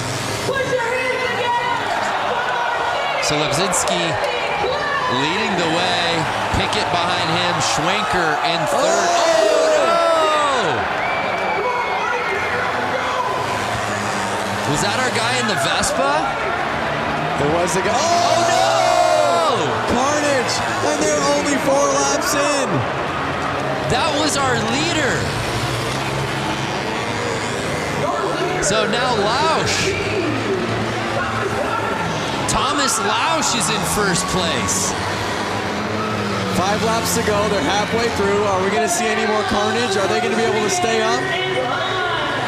This is any man's race. Forget about tire traction. Balance is the name of the game in this class, Lance. Well, really what happens is those floorboards on the Vespa hit the ground, which lifts the wheel off the ground and sends them I mean, out look of control. how narrow some of these front tires are. My goodness. Bicycle wheels.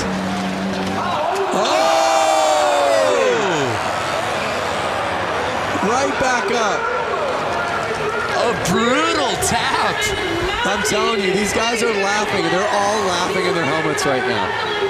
And now it's Schwenker. Logan Schwenker leading the way. Will he get past? And he does. Andy Pickett. We've seen 4 lead changes. And the checkered flag comes in. And Andy Pickett on the final lap. The crowd is going wild. Taking the W. There he goes.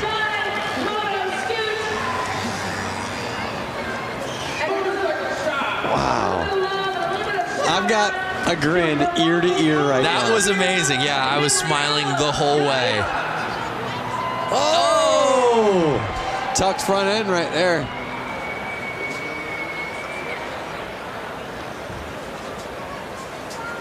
Let's see what we have coming up.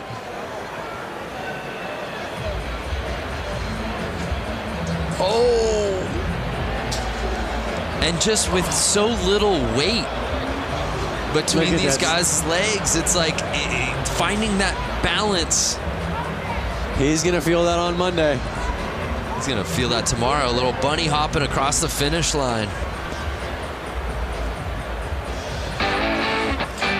The results officially coming in. And it was Andy Pickett, our 4th and final lead change, who was able to take the top spot away from Logan Schwenker. What a race, a crowd pleaser. Let's send it down to Diana, who's with Andy.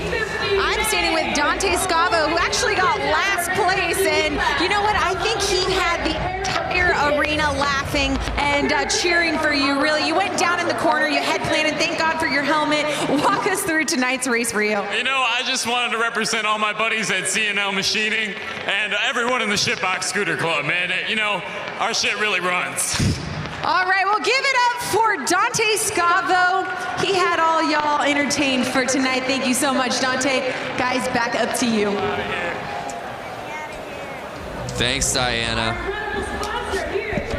Make this your year to ride. Learn from the experts and get 50% off the Harley-Davidson Riding Academy. There's a new rider course. Use the code right now. We're giving you the code. RIDE50. Limited quantity available. The offer ends 3/3. That's March 3rd. That's just 3 weeks away. Less than 3 weeks. h-d.com/learn-to-ride for more info.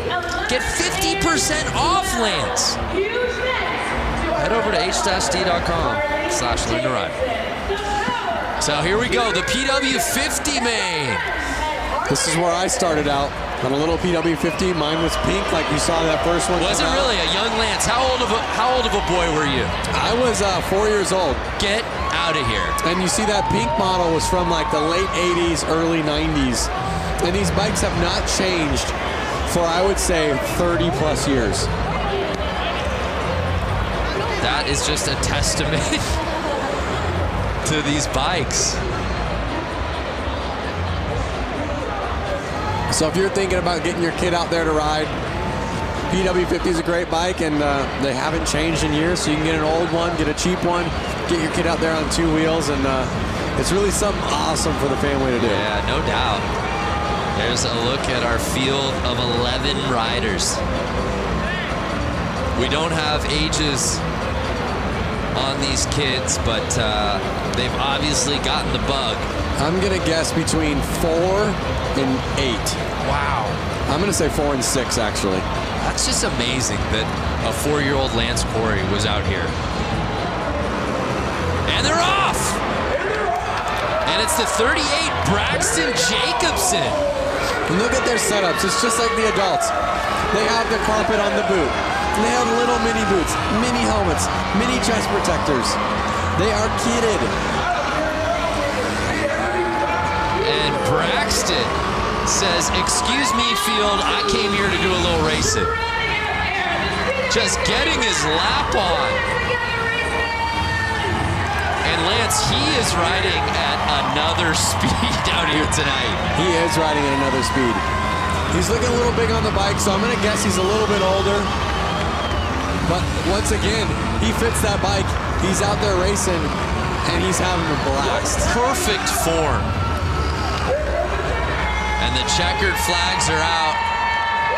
And was there any doubt? Braxton Jacobson with a wave to the crowd. What a pro here in the PW50s.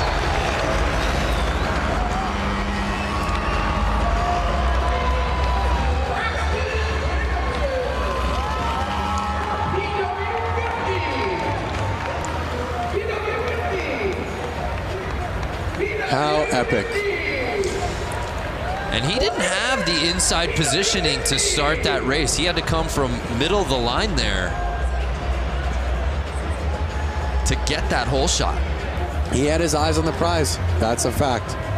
It's so inspiring to watch this. My daughter's 2, and it definitely gets me excited to get her on a little mini motorcycle like that. You don't have yours from when you were racing it for, do you? It's got to be in a garage somewhere. I don't have it, and I regret not having the chance to keep it, but I was 4, so if my parents sold it, they probably sold it to get me a bigger bike. But you know what? Let's try something right now. If you're watching this and you bought that bike 20 years ago, get in touch with us. Just comment. At Lance Corey. Yeah. Just say, hey, I got your bike. You don't even have to sell it back. Oh, you're actually looking for the person. Yeah, with I'm looking for the original bike. Okay. Yeah. I like that. Well, it's been a great night of racing so far, and with plenty of action still to come. Let's take a moment now to get to know a very special family of riders in the Harley community in a series we like to call Beyond the Track.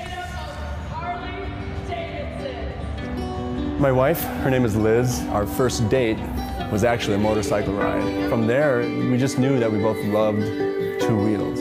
We have 2 sons. One's name is Charlie, and the younger one is Oliver. Immediately, those guys both loved motorcycles. Whoa, big wheelie. And they would see Dad riding down the road, Mom on her Harley riding down the road. It just keeps us energized and excited as a family to get out and just be on 2 wheels together. It was just in their blood immediately. Eventually, we bought the little Harley-Davidson Power Wheels. Had a blast on those, doing donuts and all that sort of thing. From there, it just took off. Flat Out Friday is a non-stop, action-packed show for kids and adults of all ages. So this year, I'm going to be racing in the amateur 450 class. And then the boys are going to be racing as well. Now I get to be part of a pit crew, seeing as how my 4-year-old is racing his little PW50 this year for the first time. As a dad, seeing the kids out there and my wife getting out on her dirt bike, it brings me so much joy. Like, I'm just lucky that, you know, the boys got into it. I found a beautiful wife who loves it too. That is amazing, and that's what makes motorcycle racing and Flat Out Friday a truly family affair. You know, it's fitting, being in Harley-Davidson country, that Diana is joined by our next guest. Diana, who do you got for us? I'm standing here with some Harley-Davidson royalty. Bill Davidson, the great-grandson of William A. Davidson. It's an absolute honor to be standing here with you, especially here with the Flat Out Friday, the Mama Tried weekend. Thank you so much for coming. How has your week with Brewtown Throwdown been going so far? It has been outstanding. It's so exciting to be here tonight at Flat Out Friday. All the riders here, all the enthusiasts here, the excitement, you can hear it, you can see see it. It's awesome. That's right. Well, you know what? We started our week off at Brewtown Throwdown. Then we head over to the museum, go to the restaurant, all that good stuff. You are the vice president of the Harley-Davidson Museum. If someone has never been there, what can they expect when they go there? Well, the Harley-Davidson Museum is like a treasure chest. It's over 115 years of Harley-Davidson. So you can just imagine the motorcycles, the memorabilia. We've got special products like Elvis Presley's Sportster. We've got a double-engine knucklehead called King Kong. Peter Fonda's Easy Rider motorcycle. It's an amazing place to come and visit and experience what Harley-Davidson has created over this 115-year time span. It's outstanding. It really is outstanding. I hung out at the museum during the 115th anniversary. I was busy nonetheless. I didn't even have to leave the museum because if I wanted lunch or dinner, I could just head over to Motor. There's so much more to do at the museum than see the museum. Absolutely. There's a great restaurant called Motor. There's a bar called the Can Room. We've got so many events that take place. We do bike nights there. And this summer, starting June 15th, we have a special exhibit that's called the Daredevil exhibit, which is going to be unbelievable. Some of the things that we're bringing in, like Evel Knievel's XR750. We have a motorcycle that's rocket-powered with helicopter blades, and it was designed to jump Niagara Falls. It's so amazing. If you guys haven't been to the museum, I mean, they go above and beyond there, and you guys won't want to miss the Daredevil exhibit. It's going to be coming around June 15th. June 15th. And you guys can't miss it. And is there anything else that when people are watching, what do they need to know about the Daredevil in the Harley-Davidson Museum?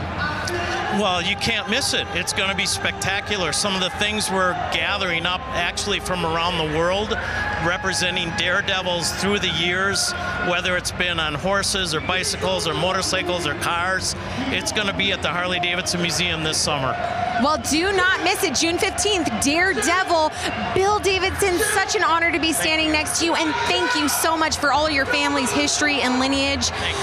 Brando, Lance, I'm going to send it back up to you guys. I bet you're jealous right now.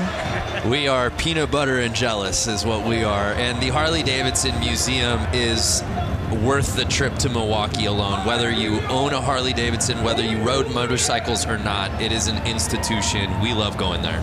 I love the Harley-Davidson Museum. I love the food that they have there. I love the memorabilia that you can buy. Well, tonight's broadcast is brought to you by the all-new electric Livewire. Plug into a new kind of thrill. Discover more at h-d.com/livewire. And by Eagle Rider Rentals and Tours. With more than 150 locations in the United States, rent your dream bike for a road trip across town or across the country. Eagle Rider's the official U.S. provider of rentals and tours for Harley-Davidson Motor Company. Visit eaglerider.com to learn more. Well, the show moves on here at Flat Out Friday as we move on to our next class. It's time for the Women's Hooligan main race. Let's head back down to Johnny for a little report from the course. Johnny, how you been, man? Just down here watching the action. We got a full class of women Hooligan bikes this afternoon. And to me, if you look at these women, there's not many over 5'10". I'm 6 foot, and these things are 500-pound motorcycles, and even me riding them around on the street, I get, intimidated. So these girls are jumping out here, and they're going to put on a show. The racing's going to be really good. Throwing these bikes around like they're mini bikes, and making some good passes. I'm excited for this. Yeah, we are too. Well said. What a sharp lineup of motorcycles, Lance. Yeah, I'm looking at the start list right now and looking at the women out there. I see a name that's familiar, Kaylin Thorian. She is a professional skier. Right. Who loves to ride Harley-Davidsons. Clearly. The bike she's on is not even her bike. She flew here, asked to borrow one of the Hooligan racers' bikes, so she's out on there on someone else's bike. She loves racing so much, she loves motorcycles so much that she found herself out here, sans bike, and just said, I'll figure it out. Yep, and she's right there, the number 46. You could see her about five women in. Four women in. Keep an eye on her. Also in this lineup, Hannah Lang, who went down on the final lap in her previous race. 2 down so far.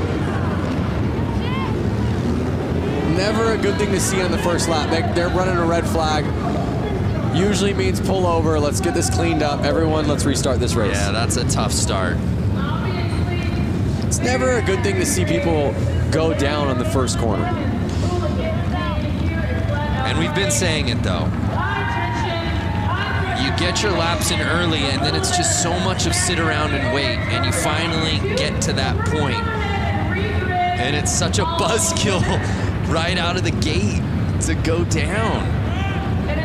Oh the man. adrenaline. Ooh. I'm worried. Was that Kaylin? I think that was Kaylin. Was Yeah, that was 46 Kaylin who I was talking about. Yeah. And you also see. And look at her. Look at how tough she is. She's not scared. She wants to get back out there, but they need to get the bike straightened up. Right. She is tough.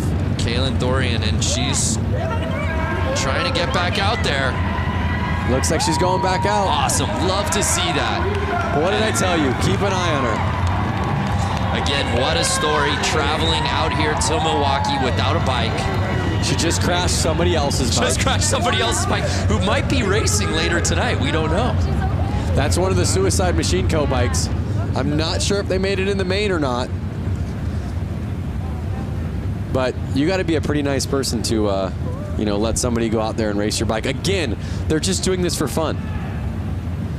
Nothing serious. They literally are like, oh, you want to race my bike? Yeah, go race it. And then she just kind of comes like, sorry. I'm sure they're going to go up to her and go, wow, we're so stoked you got back out there. Look at her. Something's up with her shoulder, but she's back out there. Everyone's kind of cheering her on. She's ready to go. Her adrenaline is just pumping. You know she's gonna be sore. So we'll set it off. Take 2. And really, that underscores the fact that Hannah Lang, much like her previous race, got off to a fantastic start, and she does just that again, grabbing hole shot.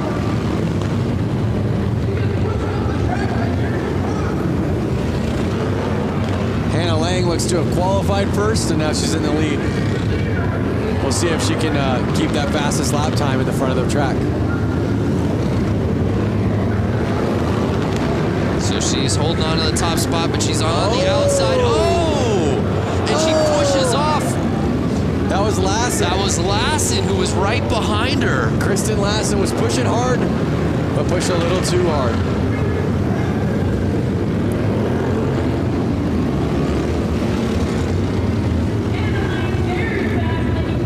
And now you're starting to see Lang lap. Orloff sitting behind her. But I don't know.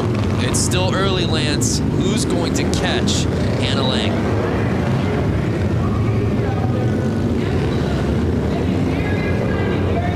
They're a minute in the race. You can already see Lang's got a 5-second lead on Orloff. Yeah, Orloff sitting in that second position, but she's got so much ground to cover, and Hannah Lang just seems to be getting faster as this final moves on. Every lap, your confidence kind of boosts and boosts and boosts. You're getting more comfortable. You feel the track more and more. You understand the track more and more. As long as you can keep your excitement level down, you can usually hold on to that win.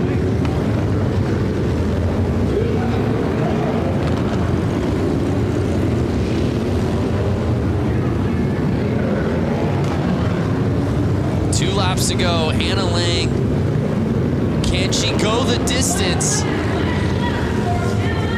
and win this thing from start to finish? And she does just that, the unofficial results dropping.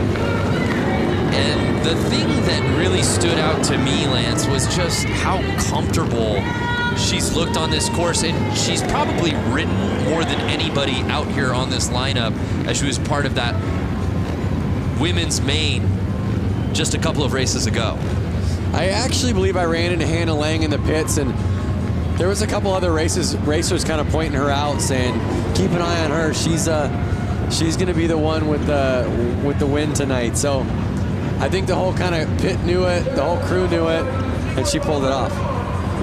Well, Hannah looked so good in the women's main, but wasn't able to take the top spot. That changed here in the women's Hooligan as she takes it.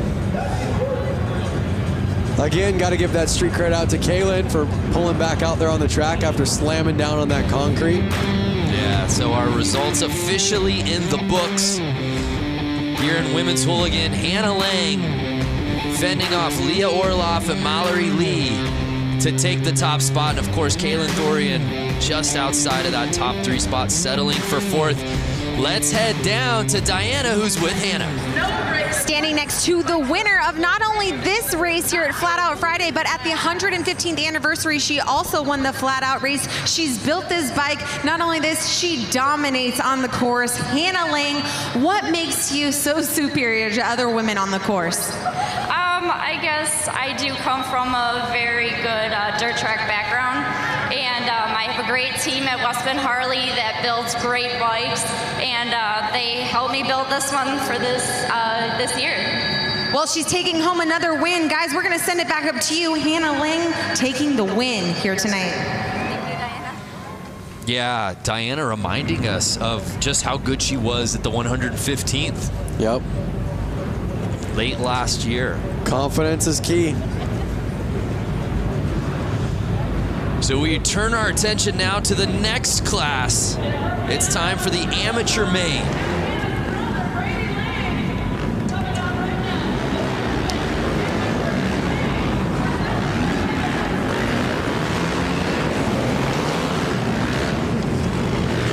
So the open amateur main featuring 12 riders.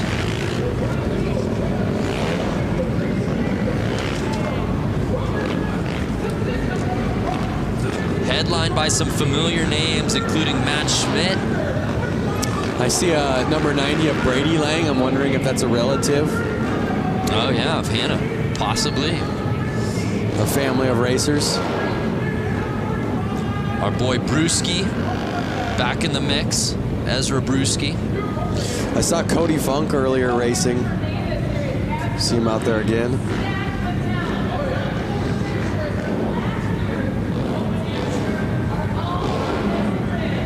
Our lineup set for the open AMs.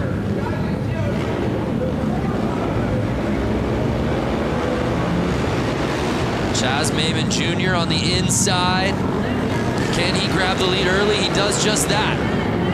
Hugging the inside so he doesn't get past, staying on the gas.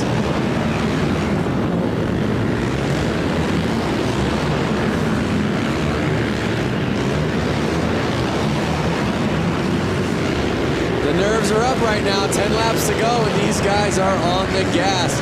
They are wheel to wheel right now. Lang is on Chaz Maimon's heels. Can he catch him? And you see him, Lance, trying to get that inside, but Maimon not giving him any room. They are not letting off. They want to pass.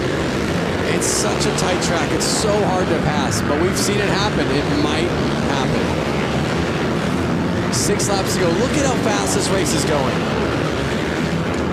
And Maimon just continues to be relentless with holding on the inside. Lang's doing everything he can to push through.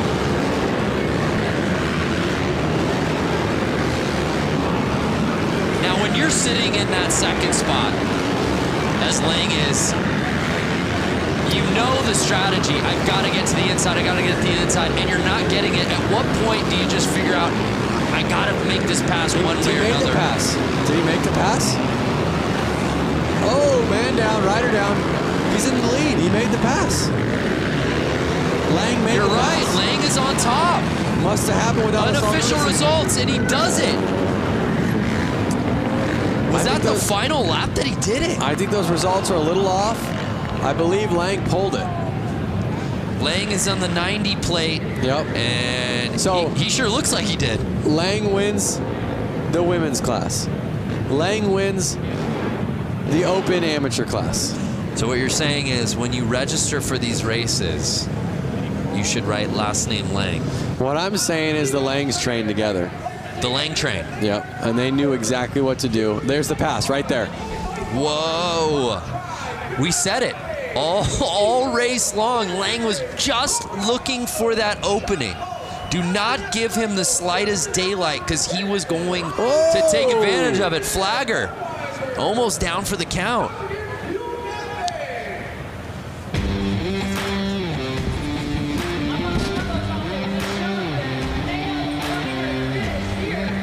So it appeared that Brady Lang, when it mattered most on the final lap, was able to make his pass to the inside.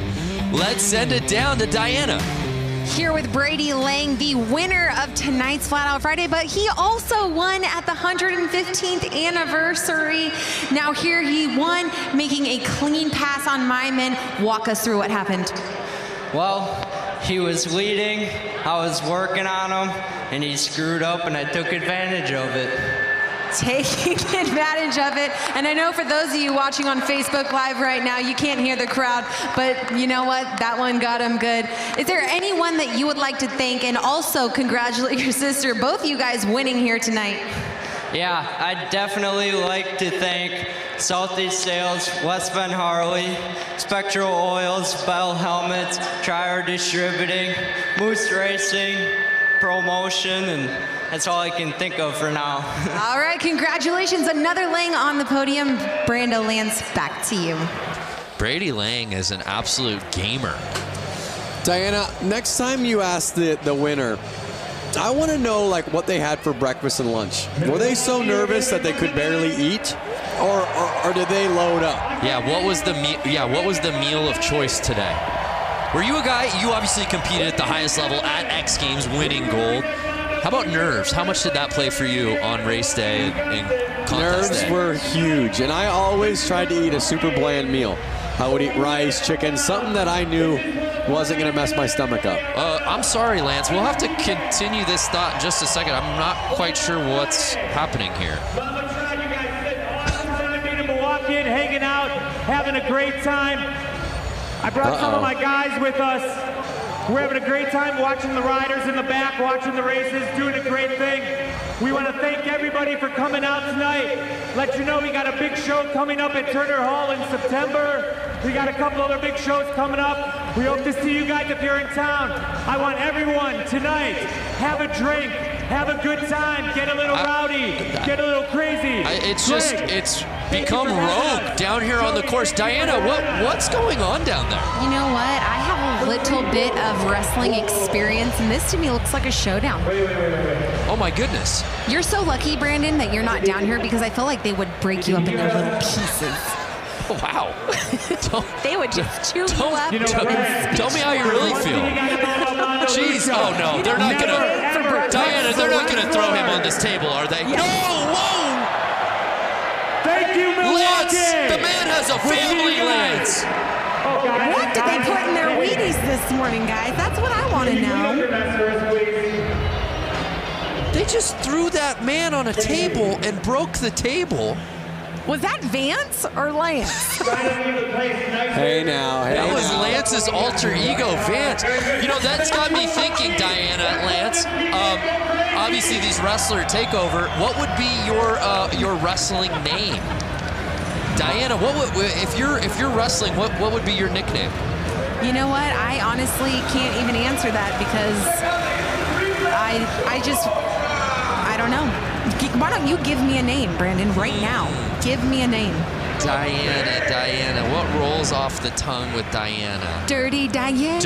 Okay, you said it. If you could say it, I could. That would be your walk-in music. Yes. Michael Jackson, Dirty Diana, right? I would even do the little hip thrust, you know, like little pop that he does. Woo! Ow!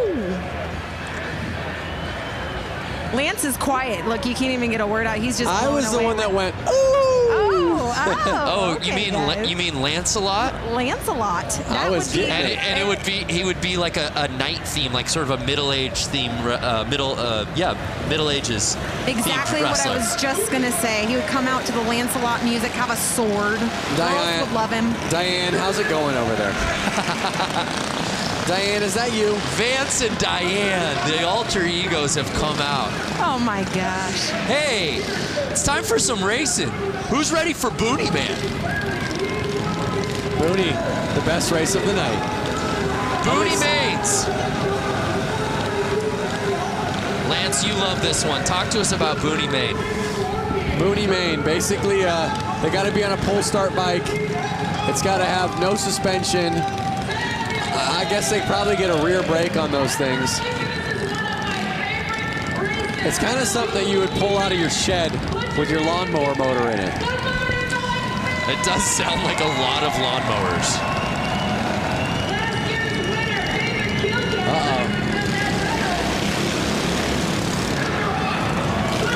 Oh, JJ Flaherty out in the lead with his white leathers.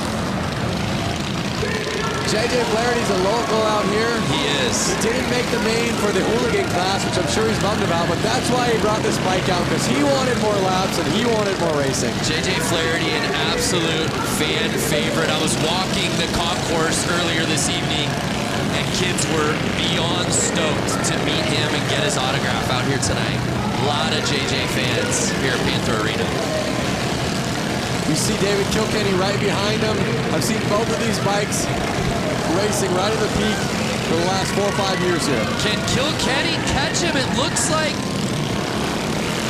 he was making the pass, but Flaherty, I think he did, Lance. I think this win,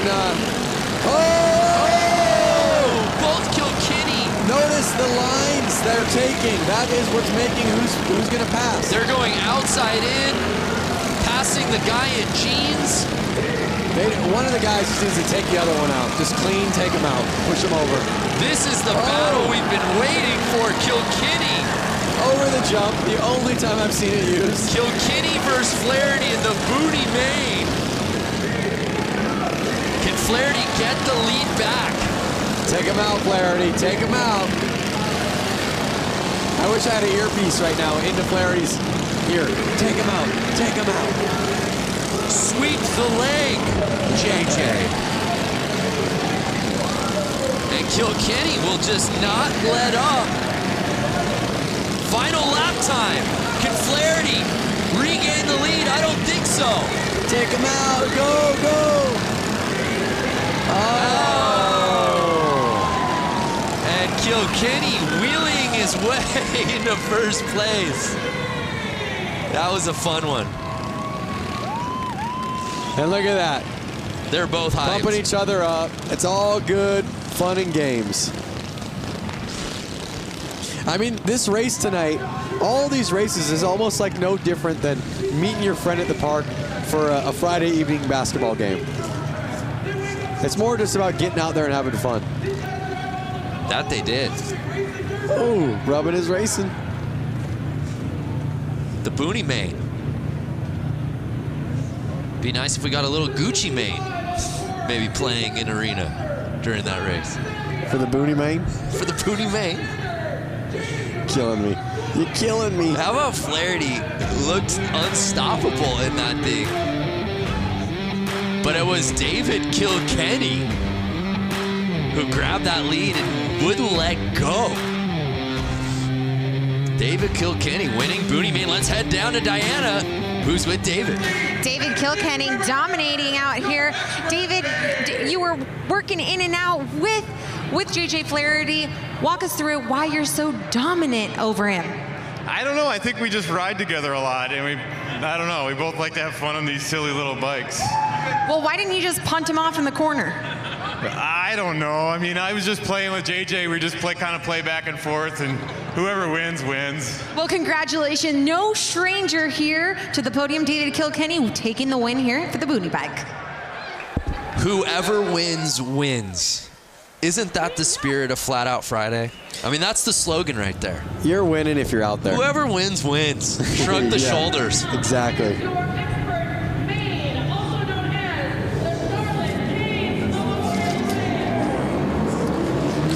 Now we're getting into the big dogs, Lance. Expert main. That means we've got to bring in our pro, Johnny.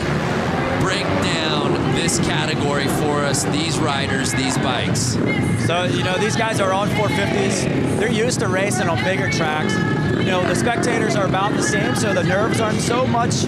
It's just a tight track that's really going to amp these guys up. You know, all day long they've been watching the track, you know, really seeing if the track is changing. Because these guys, unlike those guys, you know, just said on the Boonies, hey, whoever wins, wins. It's not these guys. They're wanting to take home this win. Even though they're not the big show here tonight, because the Hooligans kind of take over, these guys want to win. They want to. They have bragging rights because this is all season for them, and they want to go into the season saying, "Hey, I won Flat Out Friday. I bumped the guy out of the way." You know, it's going to get aggressive. These guys are going to put on a good show. You know, and it's going to be a quick race. It's going to show some cool racecraft out of these guys on this racetrack. Yeah, that's a really good point from Johnny. It is a really nice teaser for the season for a lot of these guys. On top of bragging rights, there's something about getting this win here tonight. And just to add this to your resume as another win, sure. it always helps your resume to have one more win on it. And they're off. It was the 65 who got the lead. And oh my, the 20 plate. Doing a little bouncing and taking over the top spot. One of Harley-Davidson's themselves. Jared Vanderkoop.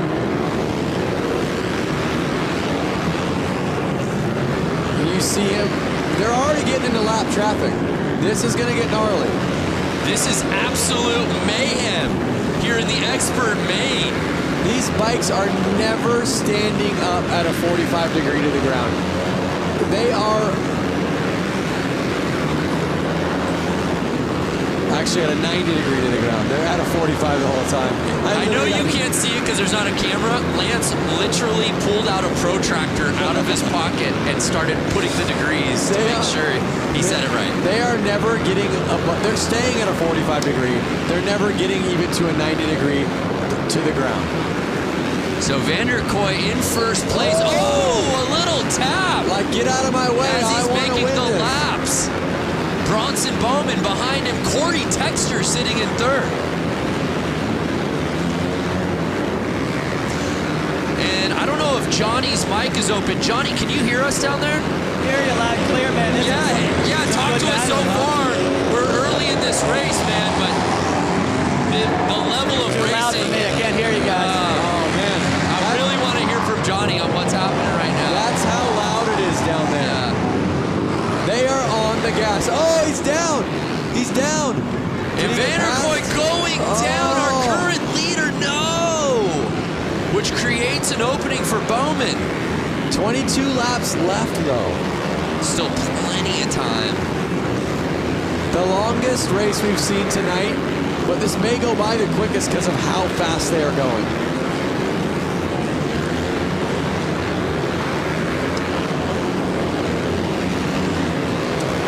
So it's Bowman still in first place. Corey Texter behind him. And you know who I don't see any side of, at least at the top, is the 69 plate, Sammy Halbert. Notice how fast these guys are changing positions right now.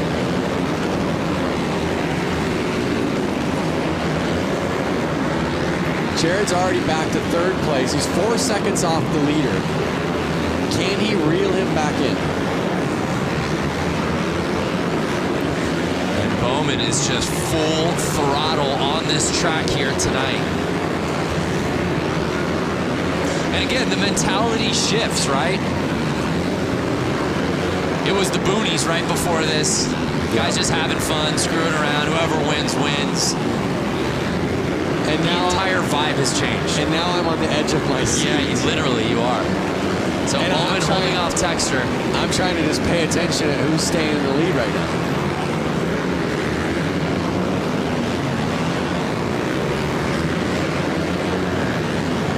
Texter just over a second off. It's really a two-man race. Final 9 laps to go right now. Spotlight is staying on Bowman. But again, credit to Vanderkoy for getting all the way back in. Now he's sitting in 3rd. 8 laps to go. 7 laps to go. You're right, though. In the blink of an eye, we went 25 down to 6 laps. Yep. That 1/16th track will do that to you.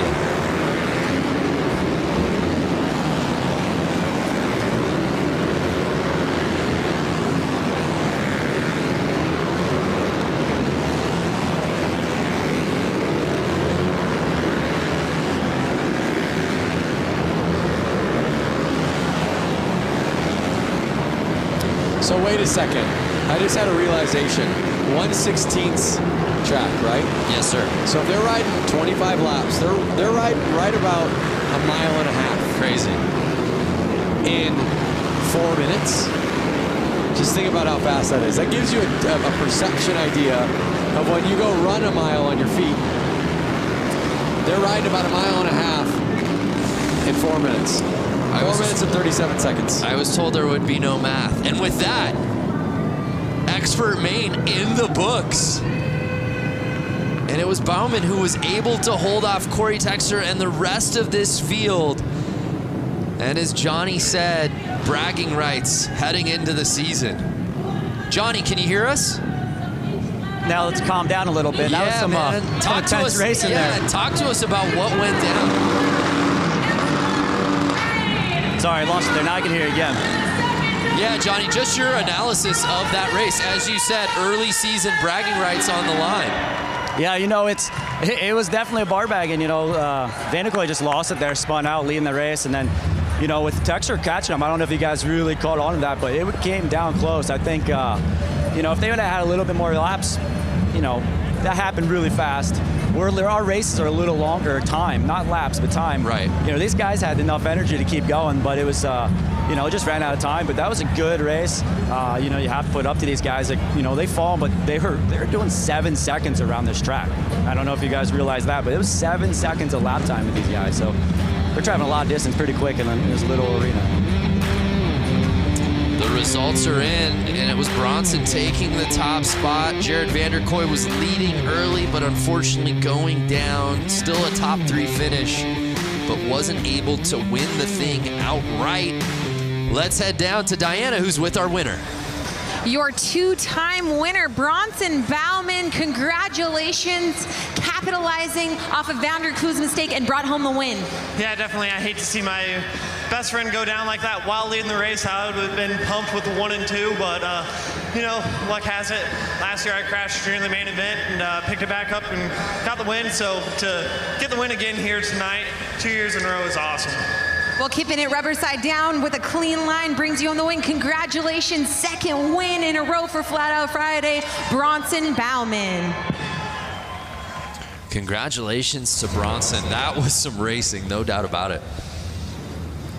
That was epic, but as you heard him say how stoked or how bummed he was for his friend, he said he would have been cool with 1, 2. Right. So they kind of all have that mentality out there.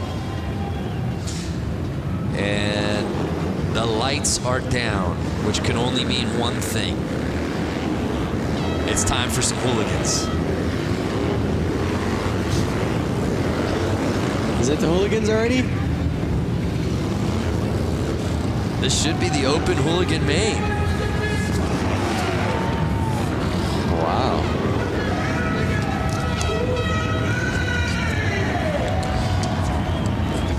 The night is going by so fast. Crazy. I'm like, we're already to the hooligan main? Really the foundation of Flat Out Friday. The spirit of this night of racing is really headlined by this class, Lance. A group of guys that really got this going from Southern California that made it kind of known in the social media world and showed the fun about it and showed that you don't need to take it too seriously. You can have fun. You can build these bikes in your garage. You can work all week. You can go out with your buddies and you can go race. And it's really caught on nationwide and I'm sure worldwide. And it's just so cool to see this class have 100 people sign up for it today. Unreal. So a lot of familiar names in this starting list, and they're off.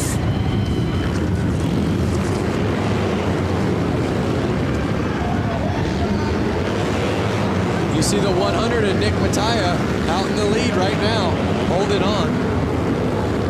Kinney holding on for the next 11 laps. Heverly right behind Mattia, but right now, Nick is building a sizable lead.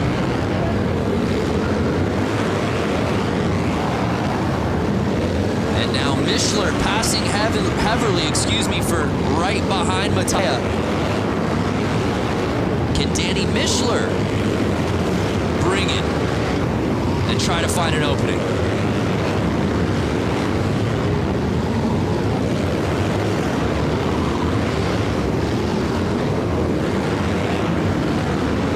Laps to go, over halfway through the race. Nick Mattia just making this thing look effortless. You can see how calm he looks. You can see how smooth he looks. And that's what really you see in most winners. Now Benny Carlson has jumped up into second place. Oh no! Heverly passing Carlson for second. I don't know who's going to be able to touch Nick Mattia for that top spot. As he passes the checkered flag. Nick Mattia getting the whole shot and never looking back.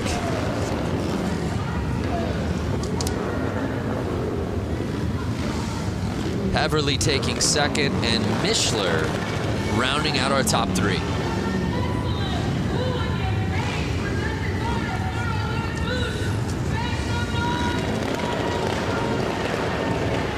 Look at that, rubbing his racing. Yeah, there's a great look on the inside. Oh, look at him riding those cones right there.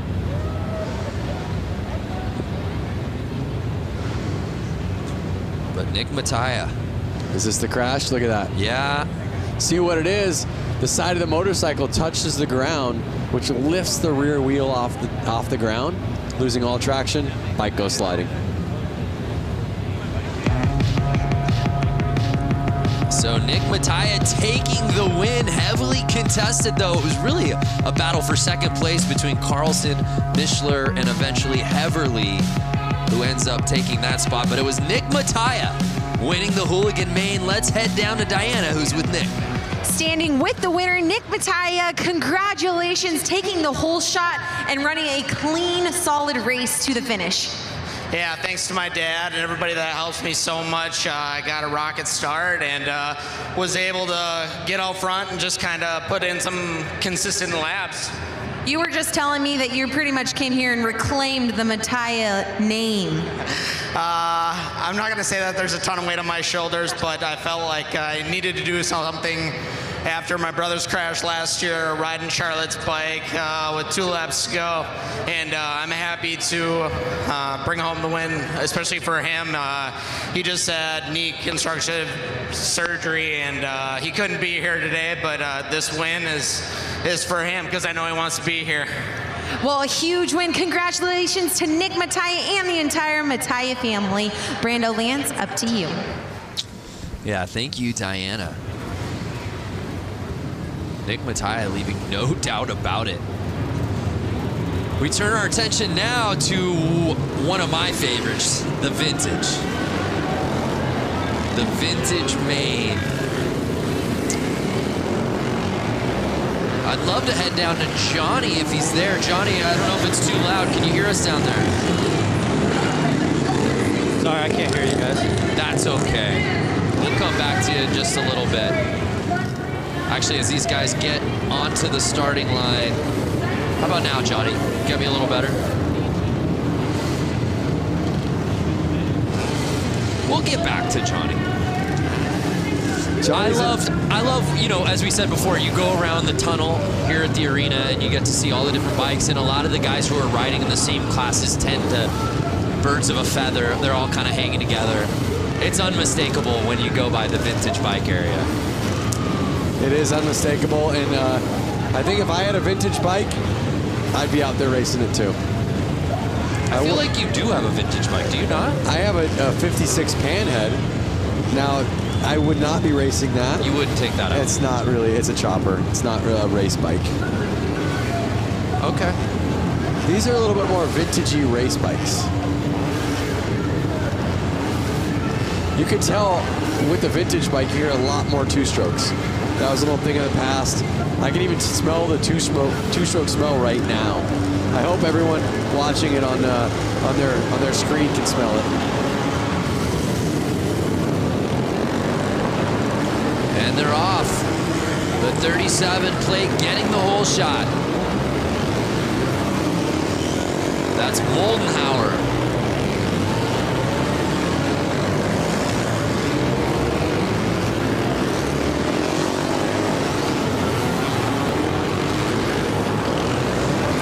Really neat, Lance, was watching this class out during the Harley-Davidson. Oh, look at that. Oh! Couple bikes down. I'm not sure if they've broken down on them.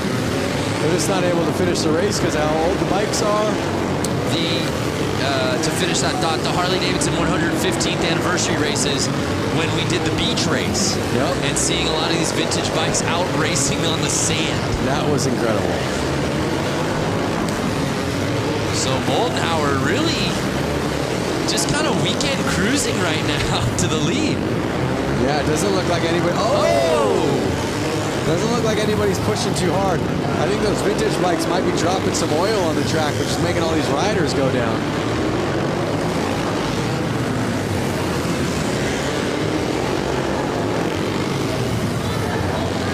So 4 laps to go. Moldenhauer with an easy lead. Girono behind him. He's kind of right on him. It's not an easy lead. Yeah, Girono making it interesting now. He's catching the 0 plate. He's right there. It's a little confusing because you see the 22 on his back and the 0 on his bike, so it was a minute to figure out who it was, but he held on. Yeah, Moldenhauer, you're right. It was just tough because he had built such a lead. You just felt like he was lapping everyone in the field. Yep. But he's able to hold on, and he gets the win.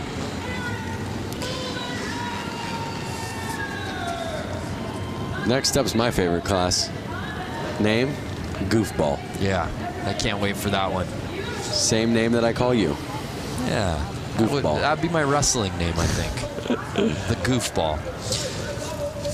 So congratulations to Moldenhauer, who grabbed that whole shot and then clinged to the lead. He said, "You shall not pass." And no one did. It's his race to win.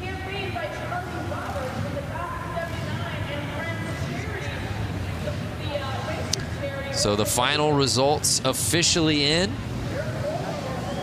Let's take one more look at the standings from the vintage main. It was Eric Moldenhauer. Tony Girono, though, made it interesting. You look at those times, a lot closer than I guess I was giving Tony credit for throughout that race. But let's head down to Diana, who's with Eric. Standing with the winner, Eric Moldenhauer. Now, Eric and I were just talking, and this is a pretty special moment for him because he came to Flat Out Friday about 6 years ago, the first ever Flat Out Friday, and it motivated you to come out here and race. Talk to us about it. Well, the first time I watched this, I was sitting right over there, and I thought I can do that. So here I am.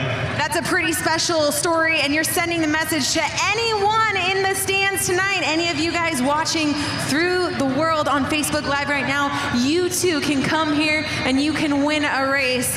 Motivated, how was that race for you? It was the best race I've ever had, so that was amazing. All right, well, congratulations taking the win in the vintage class, Eric Moldenhauer. Thank you, Diana. Tonight's broadcast is brought to you by Screamin' Eagle Performance, engineered for specific torque and horsepower gains. Eliminate the guesswork. Go to screamin'eagle.com. And by Harley-Davidson Riding Academy. Learn to ride from the experts and build your skills on 2 wheels in just a few days. Look for a class near you at h-d.com/learn to ride. I love the Harley-Davidson Riding Academy. You could literally find this in any city in the country. Oh my goodness. We've got a chicken on the course. When you see it, you know it's time for the Goofball main. If that bike in particular looks familiar, it should. I believe that's the cop bike that won this class last year. And was a pizza bike at 1 year. Yeah. That team comes out pretty strong every year with a pretty rad build. So for the uninitiated, this is our final class of the evening, the Goofball main. Costumes on the riders, bikes dressed accordingly. I believe I see a Devo member out there. What would you call that with the red cap on him? Yeah, that's Devo. What's Devo? You don't know Devo? No. Please explain to me and the viewers that don't know. Do do do do do.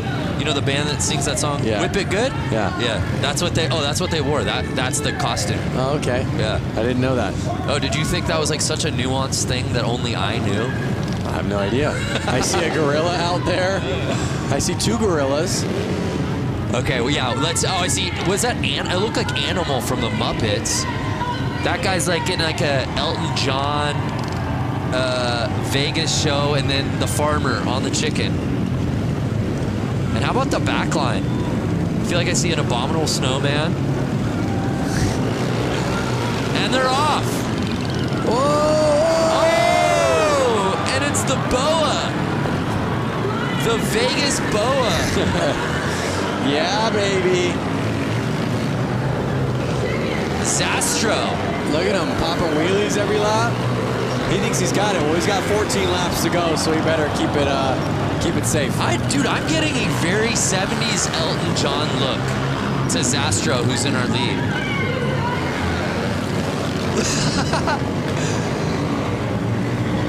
An unmistakable flair from Zastro around this course. Oh, the chicken! The chicken hit the ground. The farmer could not control his chicken. What's the 3-wheeler doing?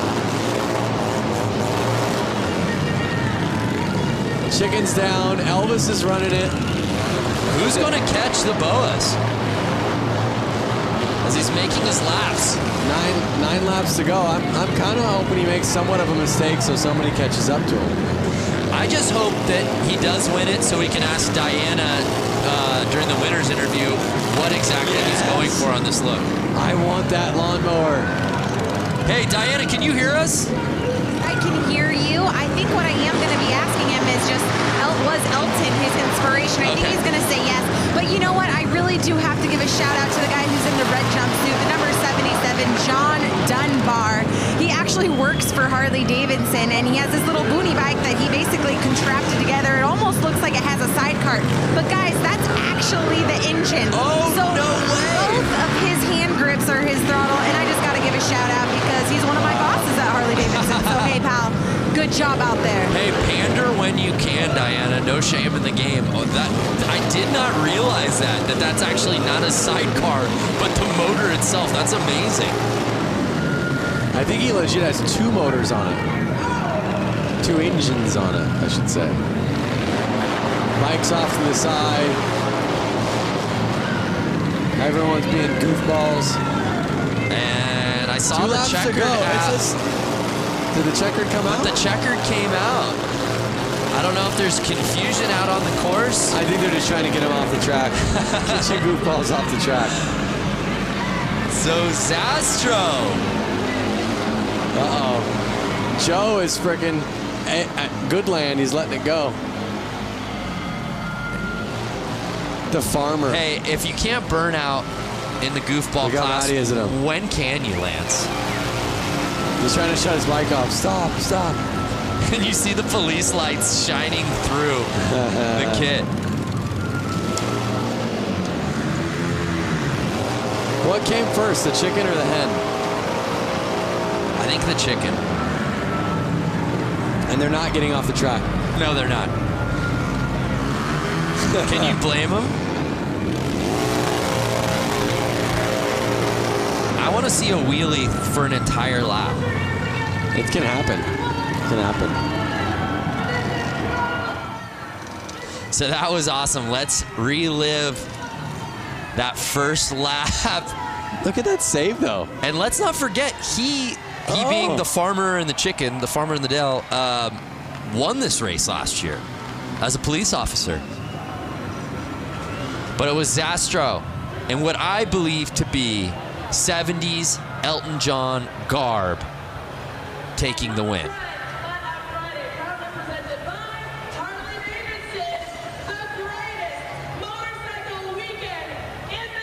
And again, you would wonder if the boas, just like tassels on some of the previous drivers, would inhibit the speed. It didn't do it at all. Look at how many guys are trying to stop Farmer from doing burnouts. Well, let's send it down to Diana, who's with our winner. You know, this whole time you guys have been calling him by his name, but it's actually wrong. It's Elton Ron, and Elton here has taken the win. This was a great class, and I just love that we have Elton in the flesh. Thank you. I'm just glad Harley brought me back after 16 years. After 16 years. You haven't been here for after 16 years? No, Harley just brought me back after 16 years. I'm really appreciating it. Well, Elton Ron appreciates Harley-Davidson after 6 years bringing him back. We love Harley-Davidson putting on a great event here. You just put on a whole show for the entire stadium. Thank you, sir. Thank you. I'd like to thank Andy Mock from Motoscoot. He completely did this. I just got back in town. The people that put this on, obviously. And Mike Pence, too. Awesome. Well, congratulations, Elton Ron, taking the win here for the Goofballs. I love it because Ron Zastro got the whole shot, got the lead, and then immediately went wheels up and just wanted to have a good time through that first lap. I just wanted one note from Elton Ron. Just one hit. Just one Rocket Man. Yeah, Rocket Man. What a night out here at Flat Out Friday. I hope you fans watching at home, have you enjoyed it as much as Lance and I have. Let's do a little social recoup if we can. I'd love to see what people were saying that were watching. Ride with Peaks, 2:22 in the UK, and I'm hooked. This is amazing. Flat Out Friday. Please put my tweet on the Jumbotron. I love racing. That's all I ever wanted. Well, Cold Cucumber. I don't know if it got on the Tron, but you got on the screen on the big show, baby. It's madness here in Milwaukee. Yeah, yes it was. It smells like Fast Bike Bulls in here. What a night of It's racing. been so much fun, Lance. Hey, let's head down to Johnny for his final thoughts on the night. Johnny, you made your broadcast debut. What'd you think of your first Flat Out Friday on the microphone? Wow, man, that was. I think that was the way to win tonight. The racing all night long was incredible. I don't even know what to call that. I don't know if it was a race or just it definitely fits the Flat Out Friday motto, And then this isn't even the end of the weekend, All these guys here tonight watching and hanging out, there's still bike shows and all this other stuff going on. So, man, for this event, come here to see the racing, let alone like having pros and the hooligans, having 100 hooligans splitting in between 3 classes. Now this event is just taking that racing to a whole different level in the wintertime when it's 10 degrees outside. This was an amazing event. Yeah, it didn't feel like 10 degrees inside. Thank you, Johnny. How about Diana Dahlgren? Your final thoughts. What's your takeaway from Flat Out Friday 2019? You know what? Flat Out Friday 2019 was epic. And not only that, the whole week and the weekend continues after this. Lance and I, we got to do this amazing bike build-off. We went head-to-head for Brewtown Throwdown. And you guys, the fans, are going to be able to vote come Sunday. Social channels are going to be lit up with our 2 Harleys that we got to build here in Milwaukee this week. You guys are going to have to vote for Team Super Bob. no Vance. You're not going to win with Team Quick and Sleazy Easy Cheesy. Okay, guys, great weekend. And of course, having a blast with you and Harley-Davidson. So grateful for everything they've put on through the entire week. Thank you, Diana. Look at that, a shot across the bow to you. Go Quick and Easy. Vote for the red bike. Quick and easy. Let's win, baby. So Lance, Corey, it was an amazing night. So many different classes. What stood out to you here on Flat Out Friday? I mean, being a dad myself, what stood out to me was honestly seeing the kids on the bicycles and seeing the kids on the PW50s. And again, they got to race and ride on the same track some of the leading class pros are racing on tonight. What an evening. So much good stuff. Our thanks to our friends at Harley-Davidson. For Diana Dahlgren, Johnny Lewis, Lance Corey, I'm Brandon Graham saying thank you so much for watching Flat Out Friday here from Milwaukee, Wisconsin.